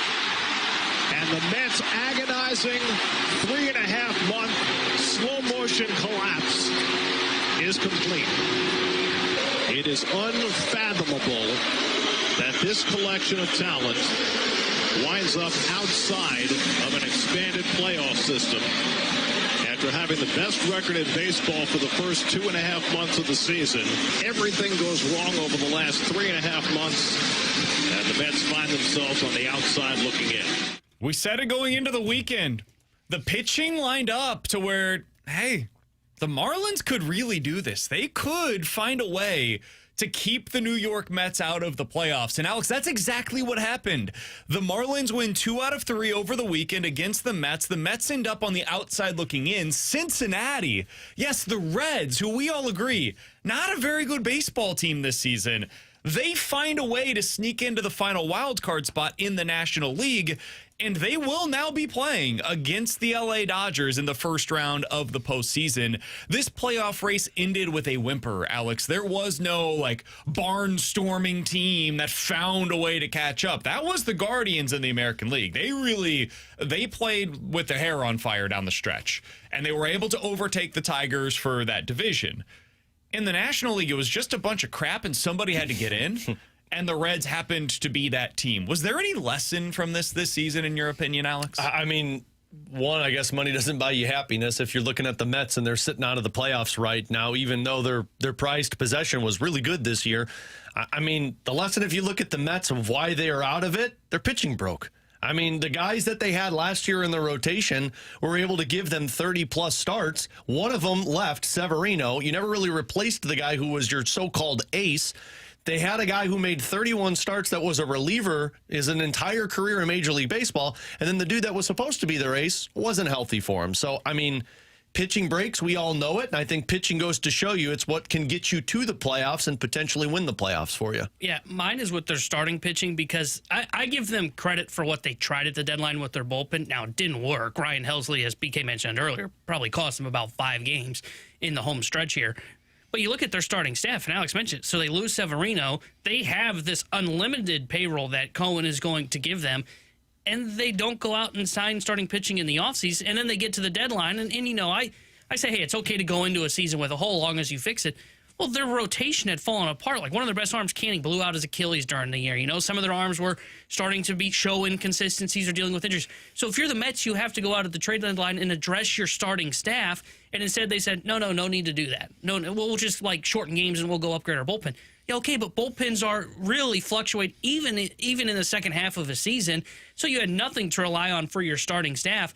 I think that's the biggest lesson. If you need to make sure that you have a rotation that can get you through the regular season, and the Mets decided to operate against that thought and said, well, we'll just shorten games in the second half, and it failed. The Mets rotation after the trade deadline had a 5.7 ERA. 5.7. That was worse than what the St. Louis Cardinals had from their rotation in the second half of the season. It got really ugly for them. It all comes down to pitching. I mean, the lesson from this season overall was about pitching. The Dodgers didn't have the pitching that they thought they would coming into the season, and it's why they didn't end up having a 100-plus win year. The Brewers had the pitching that everybody envies, and guess what? They're the #1 seed in the National League because of it. The Phillies. Zach Wheeler gets hurt down the stretch, or has the medical issue down the stretch, is more accurate. And so, yes, that's an issue for them. But they also have developed a bunch of pitching internally, including a couple that are now studs. The Blue Jays and the Mariners, like, look at the pitching, man. Pitching was the story of the 2025 season. Some of it was also about the young players. That's the Red Sox as an example of that. But a lot of it is, do you have the pitching? If yes, you get into the playoffs and you get to outperform expectations. If no, and that was most of baseball this year, then you're either going to be on the outside looking in, like the Mets are right now, or you're going to have an underperforming year relative to your expectations, and that's the Dodgers, who have some of their dudes that were expected to be studs that are now like pitching for them in the bullpen or are just unavailable because they're hurt currently. So I do think that was the story of the season. We knew that probably midway through, but then it really reared its head as we got down the stretch. I'm fascinated by the NL Central as we get into these playoffs. Playoffs start tomorrow. We'll break this thing down more over the next couple of days, but man, if ever there was going to be a year that the NL Central can actually have some success, this is it. The National League playoff field does not feel as daunting as it has in recent memory. The Phillies are good, but no Zach Wheeler. Like, that's a really big deal for them. The Dodgers are good, but they're not what they have been in terms of this juggernaut. The Padres are good, but they can't hit the ball. So the Cubs should have every opportunity to have success in that series. Which, think about what you just said. Yeah, it's crazy, The Padres man. are good, but they can't hit the ball. It's crazy. All year long, I've been saying to myself, well, the offense is good, but we'll see what they can do in the play. No, the offense has been horrid all year long. So Cubs against the Padres in the first round, Cubs should be able to have success there. And if they do, if they advance in the wild card series, they will take on the Brewers, and one of those teams, just by virtue of the way that this thing works, has to advance to the NLCS, Woohoo, which Team means that an Central. NL Central team would be able to get to the NLCS at a minimum. And then we see what they do against, the Dodgers, the Phillies, or I suppose maybe the Reds. And you might end up with an NL Central team, this godforsaken division, into the World Series this year. It's at least possible. I find it to be fascinating. Yeah, I mean, I'm with you, and especially like just the narrative of where the Cardinals are at in the NL Central. Like when you have competitiveness and you have teams that are getting deep that are from your own division, maybe you start looking at the division a little bit differently than the last few years where it's been like, well, anybody could get in. It's anybody's race. The fascinating part with that, too, is if you look on the flip side of it, let's say the Cubs don't make it past a round or the Brewers get knocked out whenever they match up in their first round. Cubs might look completely different next year if they don't throw the money at Kyle Tucker. The Brewers, if they can't get past the first round, the narrative is going to be the same of, hey, congratulations on being an awesome regular season team. Nobody cares about this. I've got the take ready to go. Yeah, buddy. I know. You'll be ready to go with it. So, like, all of what you just said in terms of, like, the NL Central could do of this, that's true. But next year, the NL Central could have the exact same narrative as this year of like, cool, Cubs didn't bring back the one guy that made their team go. And the Brewers, nobody cares what you do in 162 anymore. Do something in the playoffs. That's how I feel. But this is why I find it to be so interesting, because I think what you're saying might be the most realistic outcome. Like, no, Brewers are winning it all. it might be a scenario where, all right, Padres didn't hit it all year, but guess what? In a 3-game sample size, they did. Yeah. And they were able to beat the Cubs pitching, and they advanced to the NL divisional series against the Brewers. And then in that series, guess what? I'm going to trust the Padres. And I think they would advance to the NLCS against one of the Phillies or the Dodgers. And you'd have Padres versus Phillies or Dodgers, which is what we all thought it would be going into the season. And those NL Central teams that we just talked about having a real chance to be able to get to the NLCS this year, they didn't do it. That's my current expectation. But the window is there. They should be able to do it this time around. If this year is actually different, and the Brewers are actually different, and Christian Yelich is actually a superstar, as T-Bone keeps telling me, then they'll figure out a way to advance to the NLCS this year. It's right there. It's right there for the taking. They've just got to actually go out there and do it. I don't think they will. Yeah. I don't trust them to do it. We'll see. I think it would be good for baseball if the Brewers are able to get to the NLCS and kind of prove that the formula of whether you think Yelich is or not, most people will lean towards not, like BK, that you can get to the NLCS without a superstar and that you can build a lineup. Now it's hard, but you can build a lineup almost like the 2013 Cardinals. Do you think that's good for baseball? I think it's good. Well, I think it's good for these smaller market teams to help provide some hope. I don't know if it's actually good for baseball. Good for baseball would be a salary cap. That's a whole other story. But I think you look at the Brewers, and if you're a small market team, and I think this falls in line with the Cardinals, you're hoping that this is the formula to hopefully pave a path forward. Because when we talked about the 2013 Cardinals, and you said, hey, this Cardinals offense, maybe they can do that. Well, they forgot the part of it. You have to have a bunch of guys above league average. That's what the Brewers are, though. The Brewers, if you don't think Yelich is a superstar, and there's a fair argument if you don't believe that, they are that team. Everybody in that lineup is above league average, and the thing that really propels them forward to really take them to their ceiling is their pitching staff. I find myself rooting for the Brewers and hoping that they work out, that this is going to be the year that they're able to break through. And I don't. I'm the opposite side of that. I find myself looking at that lineup and saying to myself, it's fine. I actually, full disclosure, I feel that way about this entire postseason field. Whoa. Damn. I like this postseason field, so it's so wide open. I don't find it to be all that compelling. This is a me problem, not a baseball problem. Isn't this what you want? Don't you want the chance of anybody winning it? Not really, no. Not for me. I can't speak for anybody else. For me, I liked the Phillies being this team that felt like a juggernaut. I liked the Dodgers being this team that, like, man, if somebody beats them, it's a huge statement that that team was legit this year. I don't feel that way about anybody in this postseason bracket. I don't think anybody's a juggernaut. I look at the Dodgers this year, they're incredibly flawed. The Phillies are a really good baseball team, don't get me wrong, but the starting rotation, while quite good, it's missing the piece that I think puts it over the top and makes it special.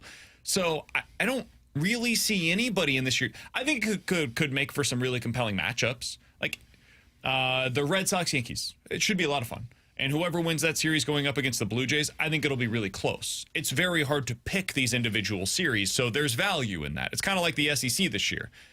Everybody's good. I don't think anybody is unique. I don't think anybody is overly special compared to any other season. So that to me is where I get really excited. When you have the chance to see something that you rarely get to see. This year, I think the only thing that's unique about the field is how nobody's a favorite to me. I have no idea. If I was betting on it, for example, I'm not going to, but if I was betting on somebody to win the World Series this year, I would just take a bunch of underdogs because there's no value in any of the teams that are like favored currently. I think they're all basically the same. Sounds like a great parlay. What? I don't know how you parlay somebody to win a World Series. Oh, no, I meant all the underdogs. Oh, I guess just you could do just that. put like every single game as the underdog Don't together. bet on the Reds. Just save your money. No, it's underdog, baby. No. That's probably the best odds. Like right now, definitely the will Red be. Sox are 18-1 to win the World Series. I would bet on that, and then I would bet on the Padres at 16-1. Just put one on each of them. What are the Mariners at? Mariners are the second favorite behind the Phillies at 5.5 to 1. That makes sense. I mean, Mariners have been like one of the teams that I'd look at and be like, yeah, they'll win the World Here's Series. what I do. I would bet on the Red Sox to win the AL at 8 to 1, and I would bet on the Padres to win the NL at 7.5 to 1. That would be my bet for this year in the postseason. What are the old Cubbies at? Cubbies right now? To win it all or to win the NL? Just to win the NL. 6.5 to 1. That's not as bad. That's not bad. I wouldn't mind that one. You should just make every single Do you game guys like underdogs. this version of the playoff Yeah, field? this is fun for me. Yeah. This makes me want to watch it more. I don't like. Maybe I like it better because I'm seeing these high dollar teams have all these warts. Because I hate when you see these teams like buy themselves championships. Someone on the text line, great point. Maybe this is what I'm trying to get at here. They say it in a much more succinct way. I took 4 minutes to do so. They took 4 words. Who's the villain? Nobody. Exactly. Who am I rooting against this year? Oh, I still think people root against the Dodgers. And the Yankees. It's not as fun, though, when they're so flawed. Oh, I find it more enjoyable. Like if they I lost also to miss the Astros, if I'm they, being honest. Whoa. I'm so glad they're at Well, home. you really do like villains. I do. I think it's better. See, I still view the Dodgers as a villain. I think the Dodgers, and they're probably the only one here, but like if they lose to the Reds, which I think is possible. I wouldn't like bet on it, but I think it is possible because they'll run into Green and Abbott. Boom, you could be out in 2 games. I would celebrate that. I would celebrate watching the Dodgers, who just spent all this money in the last 2 off seasons. They did the one thing I say you should never do, which is buy a bullpen, and it blows up in their face, and they end up being out in the wild card round. Oh, that sounds like Christmas morning And to other me. than the Astros, who were the villains last year? It was the Dodgers. And I know they're not the super team, but they still have those players. See, last year I felt like the Phillies and the Dodgers were both like super teams. And they that's still have all super the same players. I mean, the Phillies don't have their best weapon in Zach Wheeler, but it's still the big same deal. play. Well, I know, but it's still the same players. And the Dodgers may have underperformed, but it's the playoffs, and they have Ohtani, Betts, and Freeman. Understood. But like one of those players is not the superhuman guy that he was a year ago. I still think that you get into the playoff series. I know this is something that the guys on the round table for the Athletics say all the time. Like eventually you're going to get to the playoffs. There's going to be no regular season numbers that show up on the scoreboard, and it's still going to be Mookie Betts that's stepping to the plate. Cream rises to the top. But Mookie Betts this year had a 730 OPS. to put that in context, that would have been like probably 5th, I think, on the Cardinals this year. Yeah. He hit 260 and finished the year with a .405 slugging percentage. He just wasn't that productive offensively this year. So they don't feel to me as overwhelming and as completely unbeatable as they have at times in the past. So when that's the version of the Dodgers that I'm getting, it's just not as much fun to watch. Now, that being said, I will probably get excited when we get Dodgers versus Phillies because it's 2 name brands, a bunch of stars on the fields, and so that'll be cool. But going into it, I don't have the same juice, the same buzz, the same excitement for this year's Major League Baseball postseason as I have in quite some time, honestly. I think the Cardinals broke you. That's who I blame. But to the round table's point, that could all change in the first game if some of these guys look superhuman once again. Maybe. I'm not anticipating that, and I never count that out for those guys on the Dodgers. frankly, the bigger thing to me is like they just haven't been that all year for 162 games. So I want to watch them bleed. You know, my juice level, my excitement level is bigger for like college football next weekend than it is for the baseball. Well, that's what Tanner said. Tanner just said why that's your feeling. The Cardinals broke you. Maybe. And you know that this sport is better. And you know that this next week's college football is like, no way. No, next week. The following, not this upcoming weekend, but the next week. That one I won't argue. That you one. also- I know you meant this week. I was like, PK, we just went through this exercise. This weekend, go apple picking. The Cardinals broke you also because you know this will never be a conversation within the next 3 years. I think we could be like the Reds and sneak our way in if somebody collapses. I think that could be us. Let's see if you say that tomorrow after you hear from Hyde Bloom. Well, in 5 years, it'll be us. Yeah. Three. Marshy texted me, and he said what the kids say. I agree. This postseason bracket is completely mid. Oh, I thought they say He's a whack. Vikings fan. I thought they say whack. No, he's broken 35 years ago. He's broken because the Vikings checks out. aren't good. You know. He's Alex. That's T-Bone. I'm They're BK. whack. Coming up next, Junk Drawer here on 101 ESPN.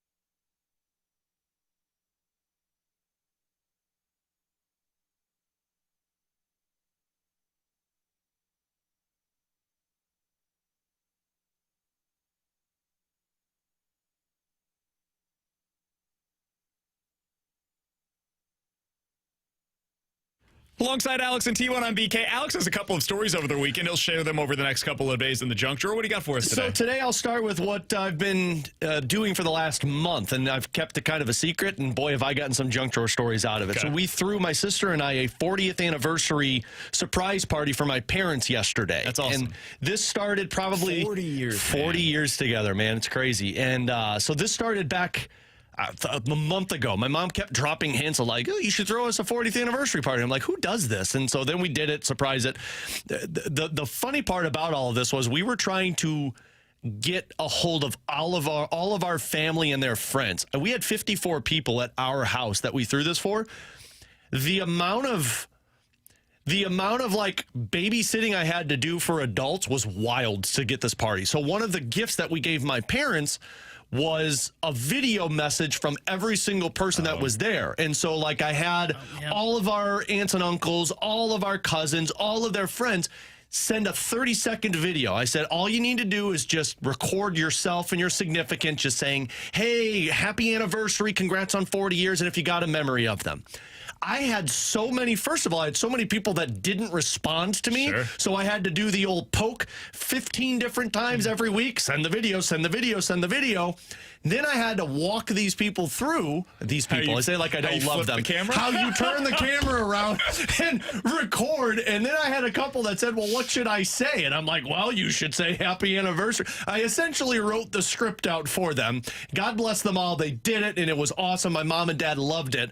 But the best part of it all was, you know, I told them I needed it probably like 2 weeks ago. I think there were 25 people with all the couples that sent messages. Out of the 25 videos that we had, 18 of the 25 came to me Friday night, and the party was on Sunday. Oh, yeah. Yeah. So, and again, it was so much fun. They had a great time. Everybody there was awesome, but I just joked with everyone. I'm like, man, I would have never thought when I was 35 years old that I would have to actually stay on top of adults to send their stuff to me. When I was a kid, the adults were doing that to me. My dad has that issue. So he does not have an iPhone, so we can't FaceTime, so we use the Facebook Messenger thing, right? Oh. So anytime that we are basically doing the equivalent of FaceTime, he's like, man, how do I turn this video around? I want to show you something. I'm like, do it like this. Yes, that's what he does. He starts turning his phone. Or, Dad, hey, there's a camera on there. You can see it. There's like arrows on the camera. Just click that button. It'll turn it around for. Man, I don't see it. What do I do? I want to show this to Luca. I was just staying on top of these, and it was every single day because after the date that they were supposed to send it, I'm like, I'm gonna start texting these people every morning at 9 a.m. And no joke, about 10 people I would send at 9 a.m. for 5 days. Send the video, send the video, send the video, and they're like, oh, sorry, I keep forgetting. Finally, I'd get it, and I'd be like, thank you. From the 314, did BK and T-Bone send a video to your parents? No, I didn't get an invite. I didn't get an invite over the weekend, actually. And take this as no disrespect to both of you. I don't think my parents would really care about your video well wishes. Okay. I mean, I feel like your dad would have appreciated it. You know what? Both of you look into the cameras right now and tell them happy 40th anniversary and give them a special message. Mr. and Mrs. Ferrario, first of all, a huge congratulations. Ernie and Judy. Ernie and Judy. 40 years of marriage. That is unbelievable. And really the greatest accomplishment that you ever had was making it, how old are you? 35. 35 years after this schmuck was born. So congratulations. You did a fantastic job. I thought when you said don't take this personally, you weren't going to call us family, and I was going to be a little offended. Oh, no, you guys are family. Thanks, man. Yeah. You're so like a brother, and you're kind of like that cousin that like every shows up once in a while. It's like, hey, buddy. Yeah, we're like painful thinking about his presence. Yeah. But I mean, it went keeps off, everybody in line though. It went I off. don't think it does. No, I don't think it does at all. But the party went off with a hitch, and again, congrats to my parents. 40 years together is a impressive feat in itself. And I looked at my dad afterwards, and I said, "You ain't getting a bleeping 50th anniversary party. 40 is it. This is it. No more party planning." Well done by you. Really cool thing for you to do, and I'm sure that they appreciated the hell out of it. So they had a good time. Congratulations to them. All right, coming up in about 15 minutes, we'll reveal our football pick'em. Our first month is officially in the books. We will reveal who won. You're never going to believe that one. And who is getting punished this month? It came down to the wire. We'll get into that coming up here in about 15 minutes. But next, John Mozeliak gave his parting thoughts on the direction of the Cardinals. We'll let you hear it next here on 101 ESPN.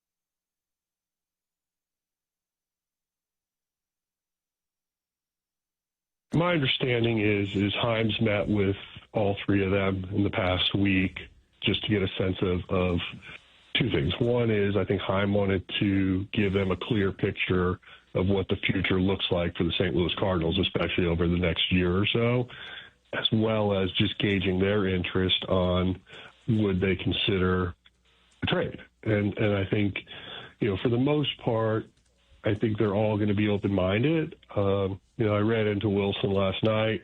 I think his hope is that he stays in St. Louis, but he doesn't want to rule anything out. So, my advice to him is, don't speak in absolutes, and, why don't you wait and see what might be in front of you.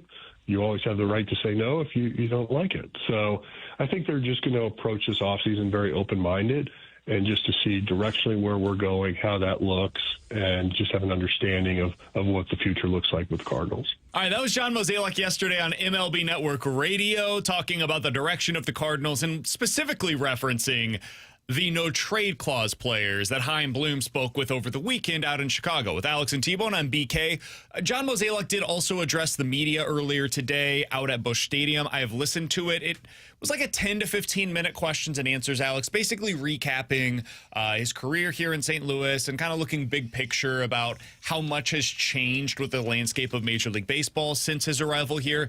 I don't think any of it really was something that we hadn't heard previously from John Mozeliak, so there wasn't a ton to take from it. But I do think it's interesting, his perspective on the no-trade clause, guys. As of today, let's start there.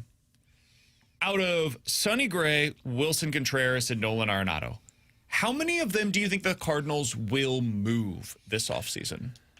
I think Sonny Gray is going to be the first one that they move because I think there will be demand for it, and he, at least hearing his comments, made it pretty clear he doesn't want to be a part of a rebuild. Arenado would be second on that list, and I'm just still skeptical that they find a spot for him, but it seems like the Cardinals are going to be very motivated to move him, and then Contreras would be at the bottom of that list. I don't think they move him. Sounds like he wants to be here. If a team comes calling, I believe the Cardinals would be motivated to get that money off the books, but if he wants to be there, then they're going to say, cool, well, we need somebody like this on our roster. So I would say two of the three. The second one I'm skeptical of because I really just don't know how they get Arenado off the books. Yeah, I lean on one, and I think it's Sonny Gray. I think Gray is the one that is for sure gone. Teams will have interest in him. You don't have to eat a ton of money to help kind of offset that move when you make it happen. The one I just don't know, like Contreras says he wants to be here. Okay, so Contreras will be here. Unless there's the Godfather offer and the God offer team for Contreras in his mind. I'm just skeptical on Arenado. That's why I lean towards one. I don't know who's taking him. And I just don't know if he's willing. How much is he willing to truly expand that list to try and make a deal happen? That's where I'm skeptical. With Gould? I saw, I kind of was going through them a little bit. So in Gould's piece earlier, Derek Gould's piece earlier today over on the St. Louis Post-Dispatch, he had an exclusive interview, at least it seemed that way, with Nolan Arenado over the weekend. And Nolan said, listen, I understand I can't exclusively go to World Series teams because if we're being honest, a lot of those teams probably don't want me. So he made it seem, and it's easier to say this now than it is when you actually have to get down to brass tacks, but he made it seem as though he's open to a lot of places this offseason. And it's not just true World Series contenders that he's willing to go to.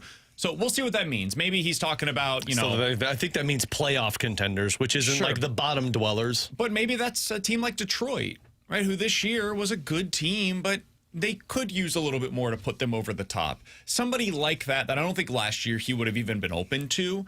And maybe now he looks at it and says, you know what, it's a good opportunity for me. It's certainly better than what I would have here. And I also think the Cardinals, to your point, Alex, are extremely motivated to move him. And the alternative is eating all of the money. The alternative is you pay him to go away and you get zero help with the money versus whatever another team is willing to take on from it. So I do think he's going to go. I do think Sonny Gray is going to go, even if I have my qualms with the way that they're going to go about it. Whatever, it is what it is. I do not think Willson Contreras gets traded. So I think the over-under for me would be set at 1.5, and I think I would go over. I would take the over on that. I think they end up getting to the 2. I think there's going to be a lot of turnover this offseason from this roster. And I don't know how much of that is going to be 26-man roster, but from the 40-man roster, oh yeah, I put together my list. This is going to be like the purge right here. I think as many as 15 guys could be removed from the 40-man roster from this year going into next. I've got on the position player side of things. Tell me if you want to stop me anywhere. Pozo, Arenado, Fermin, Gorman, one of Donovan or Burleson, Newt, Koperniak, Ciani. I think all of those are at least possibilities this offseason. Yeah. Gorman maybe 50-50, but I can see the I think Gorman's probably on that list. Sonny, John King, Michaelis, Munoz, maybe Palante, and then Anthony, the lefty that we really never saw. Oh, I forgot about him. He's on the 40-man as well right now. I think all of those guys are at least potential cuts from the roster as well in one way or another. I think Zach Thompson's probably on that one, too. Throw him in. I know he's on the IL 60 right now, but he's probably one of those. I mean, I agree with all of those, and there might even be more of that. They might seriously just go through and start cutting, for lack of a better word, all of the fat off of this 40-man roster and load it up elsewhere.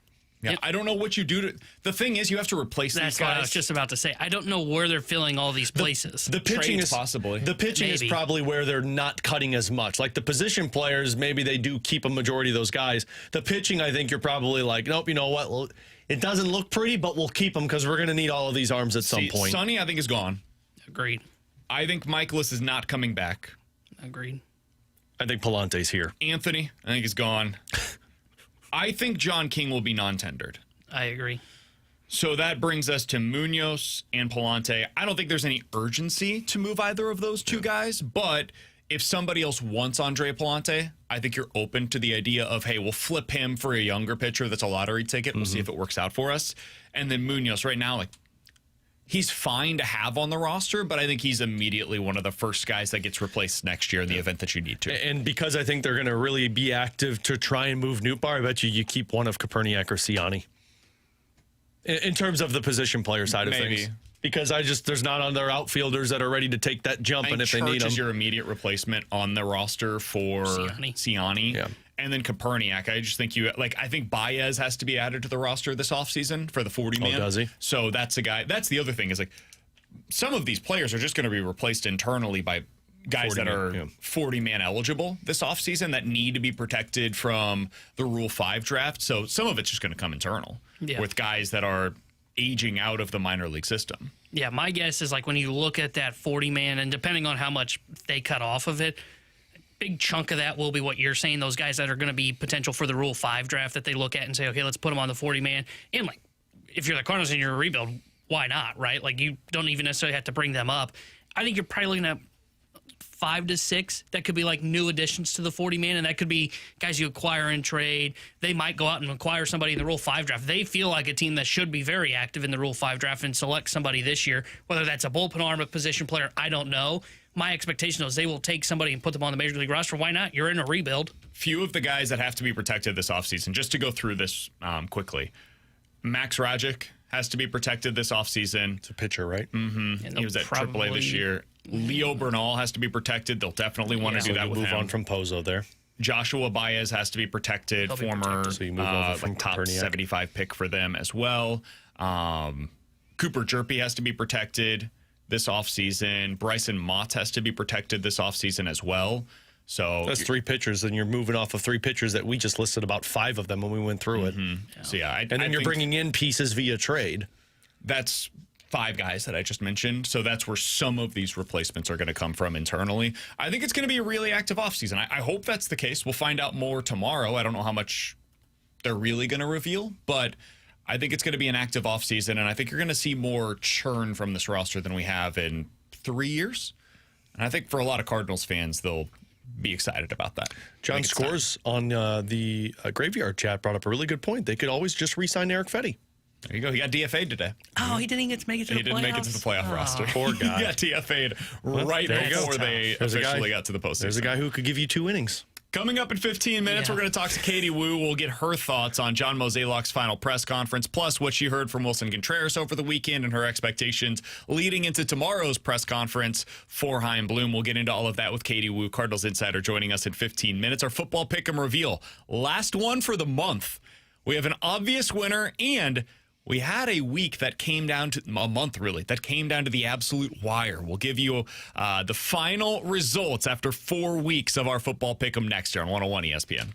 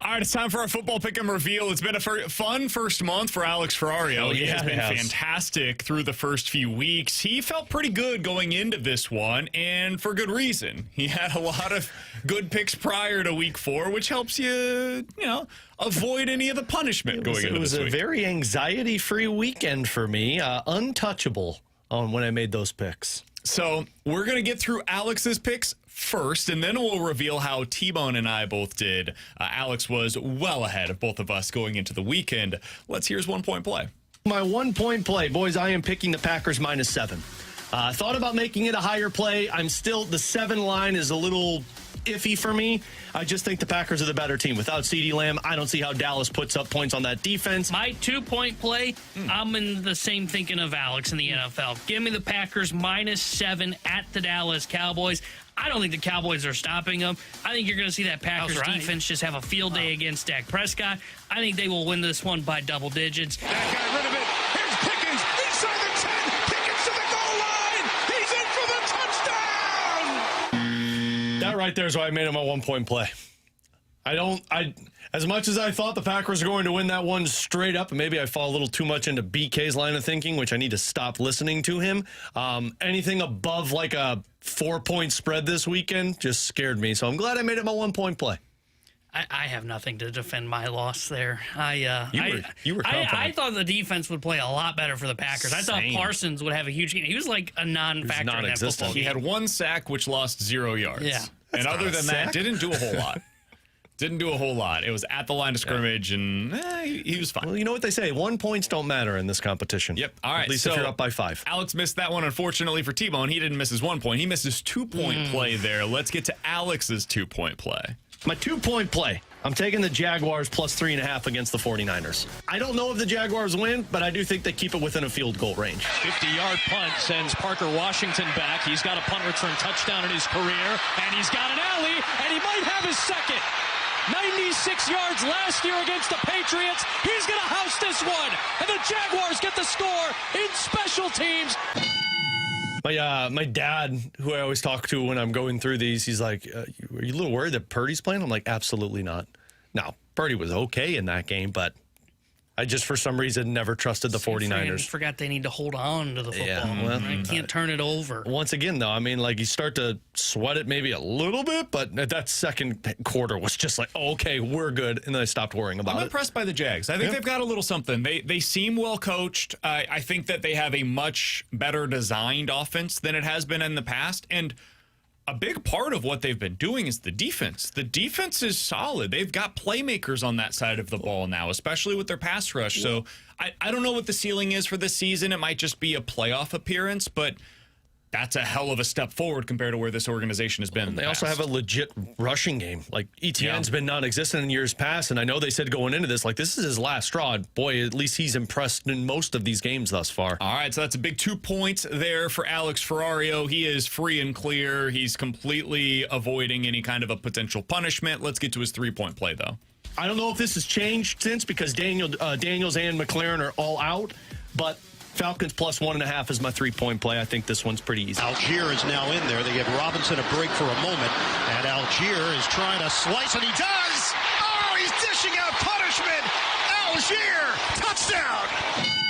Even if I would have had the 3.5 point, whatever it was, once the injury happened, that one was clear no matter what. So that one I was the most confident. When I saw the line, even before or after the injuries, I still felt very comfortable with it. I don't get the Falcons. I liked them this weekend as well, Alex, but it had more to do with the Washington Commander side of things than it did the Falcons. What happened last week? Can anybody help me understand? I think the team expected that to be a cakewalk. But they didn't show up. Yeah. I mean, they lost 30-0 against Carolina, who is maybe the worst team in the NFL this year. I mean, they're horrible. And they got blanked by them. I don't understand it at all. Good performance this week, and I'm not trying to take anything away, but man, I don't get it. They've been Jekyll and Hyde so far. And this it's season. not like they had yes, I guess going into this, Daniels was expected to play. There was a chance he wasn't. You couldn't even say oh, hey, maybe they were looking ahead, right? They just overlooked the Panthers. there was a chance they didn't have Daniels, they didn't have McLaurin. What were you looking towards? I don't get it. It's why I don't believe in this team. I mean, they're so hot and cold that it's like when you go up against true talent, I don't expect you to have any success. Alex gets 5 points this week, hits his 3 and his 2-point plays. That means he is up to 18 points on the season through the first 4 weeks of the year. Can I carry these points over? Hell of a first month. You do get them towards the end of the season. For anybody that is new to this, we are this year going to have a monthly punishment and then an end of season punishment as well. Why not? So Alex is on a really good path towards avoiding the end of the season punishment as well. T-Bone, however, missed his 2-point play, as you already heard. We came into the week. I needed to get basically everything right. T-Bone needed to get everything wrong for me to avoid punishment. There's a potential tiebreaker scenario in there as well. Let's hear his 1-point play. My 1-point play, it's a classic one of those. I don't really understand this line. Because Kansas State stinks. They are one of the worst college football. Yeah, that one is a little Spoiler. But yeah, I don't know. K-State, I'd watched them. They've been on national television. They almost lost to an FCS school. They lost to Army. I don't know. I don't know. The UCF pick I thought was fine. It did not work out at all, though. And I didn't like any of the lines this weekend. No, neither did I. And it's showing through my first 2 picks. Let's hear your third one. And there's no better feeling than when I ruin BK's weekend on a Friday night, as I am going with Houston minus 13.5 at Oregon State tonight. Houston is going to have a field day out in Oregon tonight. Give me Houston minus 13.5. And Houston in overtime comes away with the win. In overtime, being the key phrasing there, which means they did not actually cover the 13.5-point spread, which is what T-Bone had them at. So an 0-3 week, an 0 for week in the most important week of his season thus far. T-Bone, how'd you feel about that? Oh, that's not good. Good performance? No, not clutch at all. All right, well, let's get to my 1-point play. T-Bone. I went back to where my bread has been buttered, and, it's never gone poorly for me in the past. What? My 1-point play, I'm going back to it. The LA Rams are at home. They're taking on the Indianapolis Colts. And I just haven't had enough of my punishment yet. I am once again going to go against the Colts and Daniel Jones. He's got Atwell all alone. 2-2 Atwell. And it's 2-2 goodbye. Didn't love that call. No, that was a BK transition right there. 3.5 points it did cover. That was a huge one for me. Would you quit taking my Rams? Because I found myself rooting against the boys yesterday. It was like, oh, okay, they need a field goal. And then when 2-2 scored, I hate that guy. I think you or me should do that the rest of the season. So let's go to where my weekend began. This was on Friday night, T-Bone. Florida State got off to one hell of a start to the season against Alabama.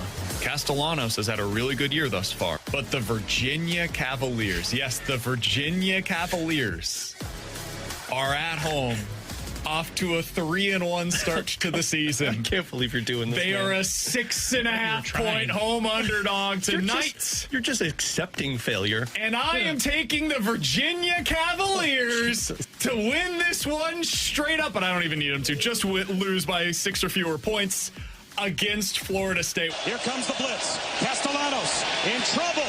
Heaves one towards the end zone.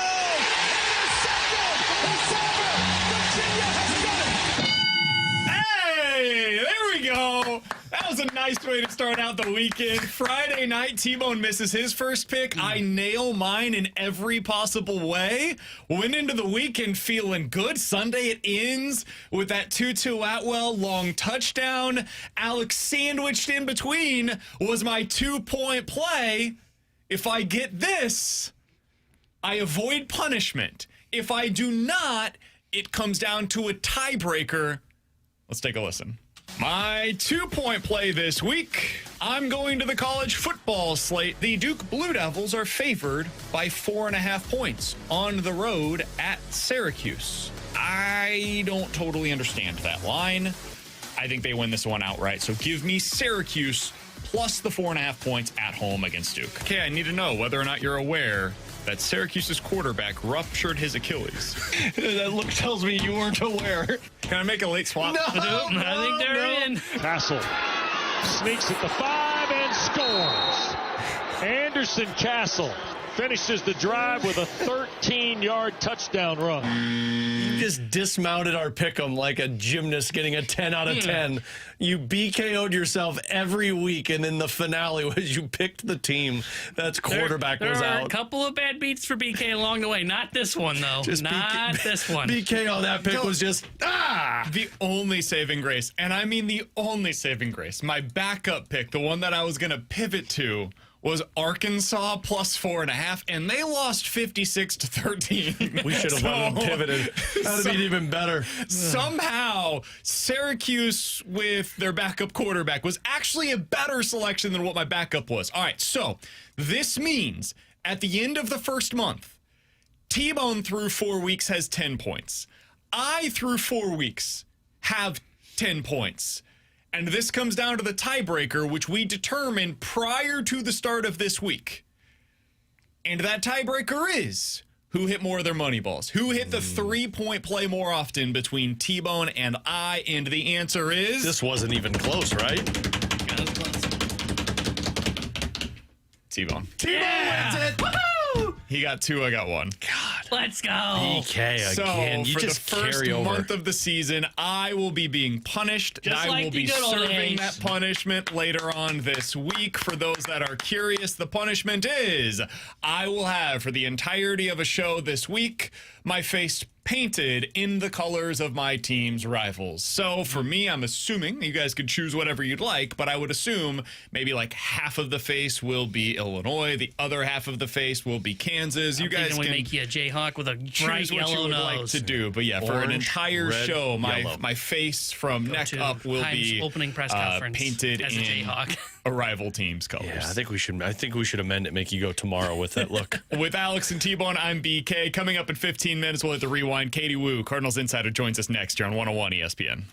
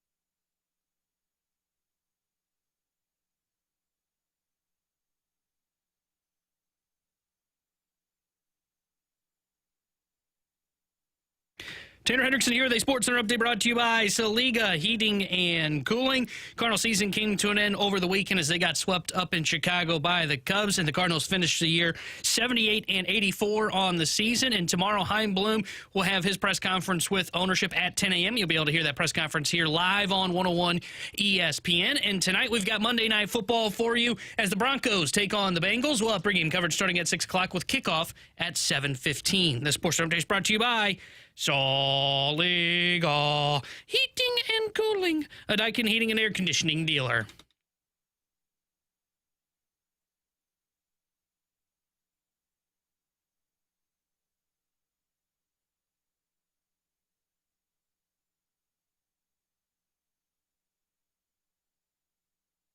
Alongside Alex and T-Bone on BK, happy to go out to the Callier and Thompson hotline on a Monday afternoon to speak with our Cardinals insider for The Athletic. She's Katie Wu joining us as she does each and every Monday. Katie, appreciate the time. Congratulations on making it through the full 162. I know John Mozeliak spoke with the media a little bit earlier today. Did you learn anything from his final address? You know, nothing like 162 straight into what's going to be a very, very busy offseason for these St. Louis Cardinals. And we started it with a bang with John Mozeliak officially retiring and stepping down. And there was a lot of focus on what he's done, rightfully so, throughout the entire tenure of his career. My interest was more on his evaluation of this 2025 season. And this is something that I asked him during his press conference. And look, hindsight is 2020.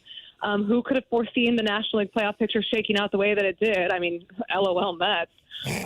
But this organization was transparent when the season started about still trying to compete and win games, but they would make decisions that would prioritize player development over a potential win during the season. And when you look at this Cardinals club and you see them finish 4 games out of the contention for the number 6 seed, I wondered if that was still the right decision or if Mo felt that was the right decision for the organization. And long-term, yes, but short-term, it's so easy to look at some of these games that they lost in the 9th or 10th innings, or, you know, if they had pivoted from Eric Fetty sooner, if they had a better option for when Palante struggled, and maybe the Cardinals were able to do both. But I think that was the big takeaway from the press conference, was that the priority was player development, and the priority was trying to see what they had in the future, and they almost were able to do both runway and results, and a couple of decisions ultimately backfired on them. I know he's answered this probably 100 times over the last couple of years, Katie, but you know it sucks to look at it as Mo exits for the success that he had for the longest time, but you look at it now and you say, man, how did it get to this point under John Mozeliak and the Cardinals regime? That's fair, right? And we talked a lot around this time last year about player development and the crumbling of that system. And I think that's been a really exposed not just to the former front office, but to ownership as well, as to just how quickly player development modernizes throughout baseball. I mean, this is an industry that if you take, you know, a little bit of a break, you're already years behind. And I think that's where the Cardinals got caught up in being a small to mid-market team and trying to balance having success with the Major League roster and trying to compete with the payrolls of the Dodgers and the Phillies and the Yankees while not necessarily having the market size there. You have to be a draft and development club, and you have to excel if you want to keep up with those teams, knowing that you don't have necessarily the payroll to do so. And they fell short in that regard. And this is something that the organization admitted. That was the admittance was this entire season. So it can be so natural to only focus on the Major League roster when you are winning games, because from 2019 on, the Cardinals were winning games, and they could kind of balance this tightrope of doing just enough to win on the margins and get in the wild card, and hopefully they, you know, take off and get lucky into October. That was no longer sustainable based on the overall talent they have in their organization, and that's a direct reflection on player development. And that's why it's so important for this new front office to take over, and I think we'll hear plenty about this tomorrow, to ensure that doesn't happen again.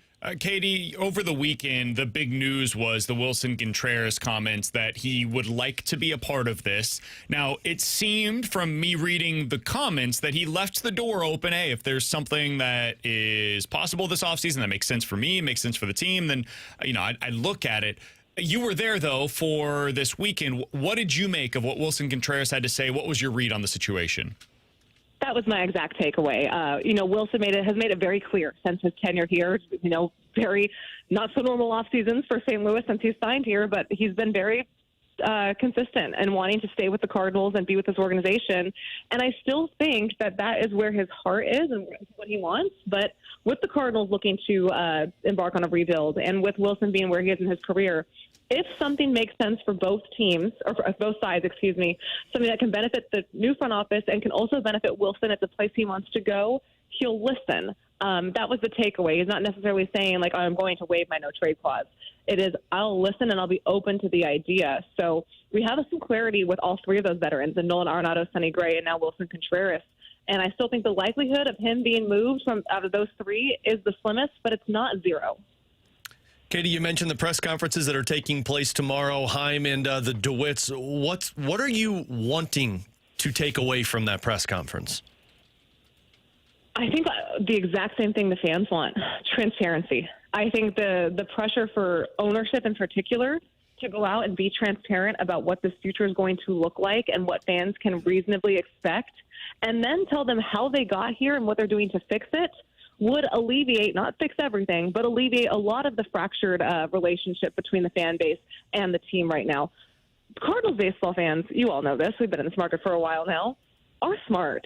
You give them something to build with, and they'll be invested in it.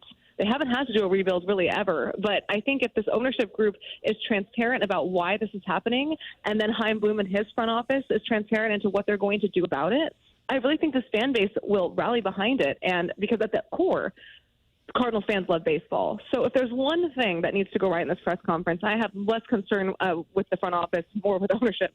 It's transparency and accountability of what happened.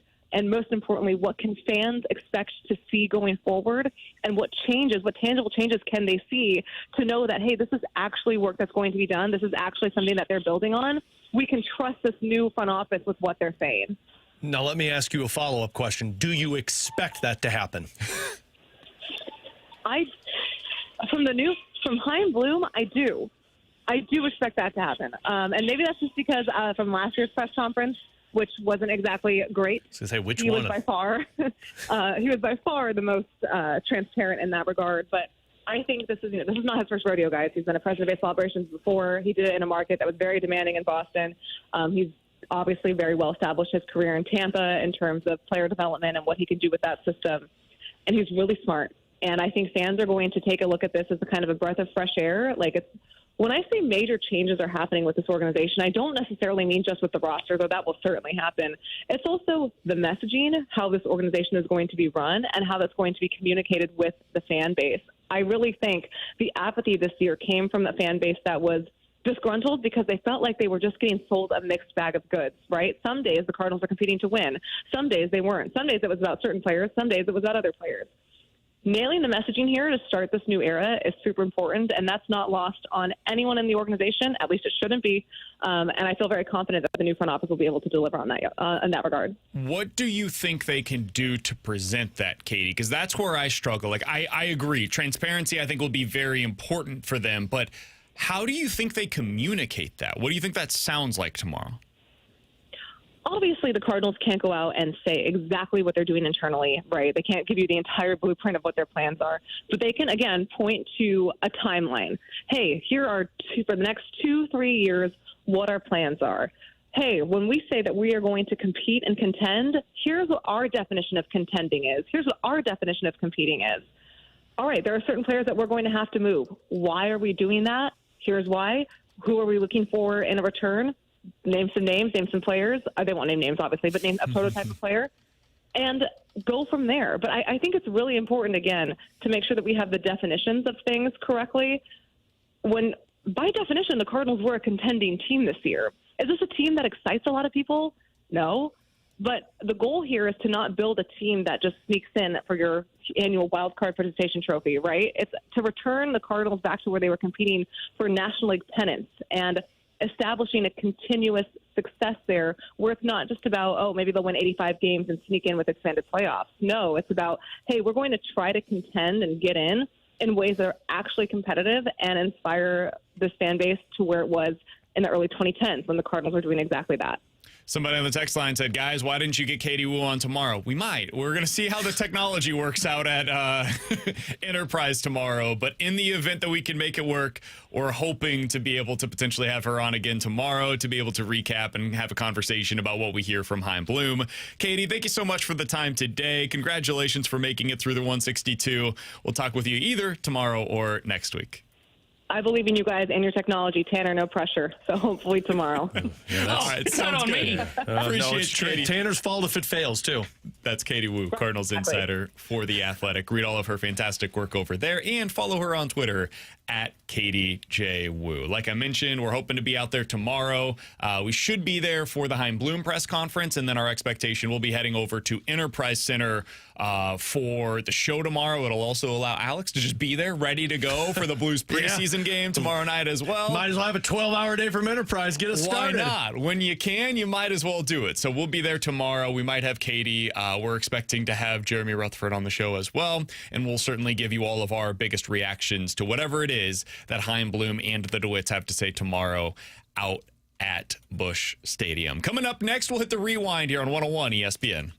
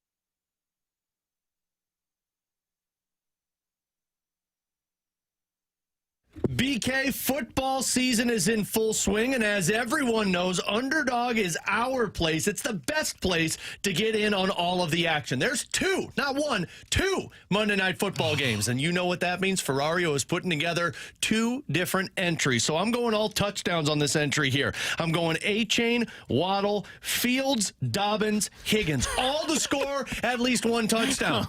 And I love this one so much, boys, it pays 37 to 1.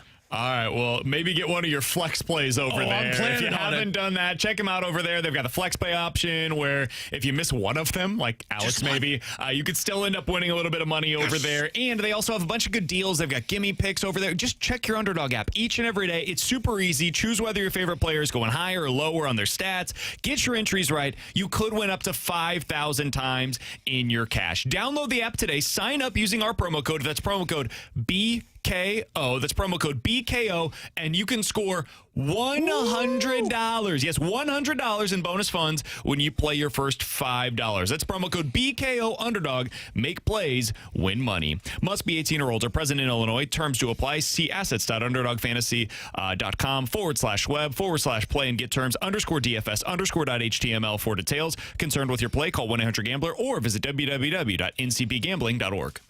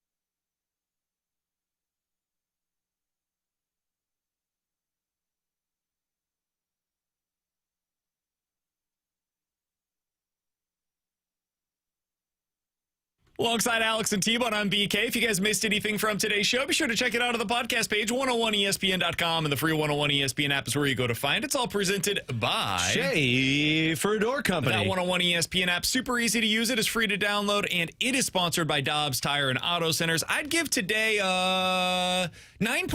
9.1. Good show overall. Lots of content to get into. 9.3. It felt like we had so much to do today, and we got it all in. Yeah, I would have had it higher if I wasn't the one that's getting punished this week in our Pick'em Challenge. Wow. But other than that, good show overall. For me.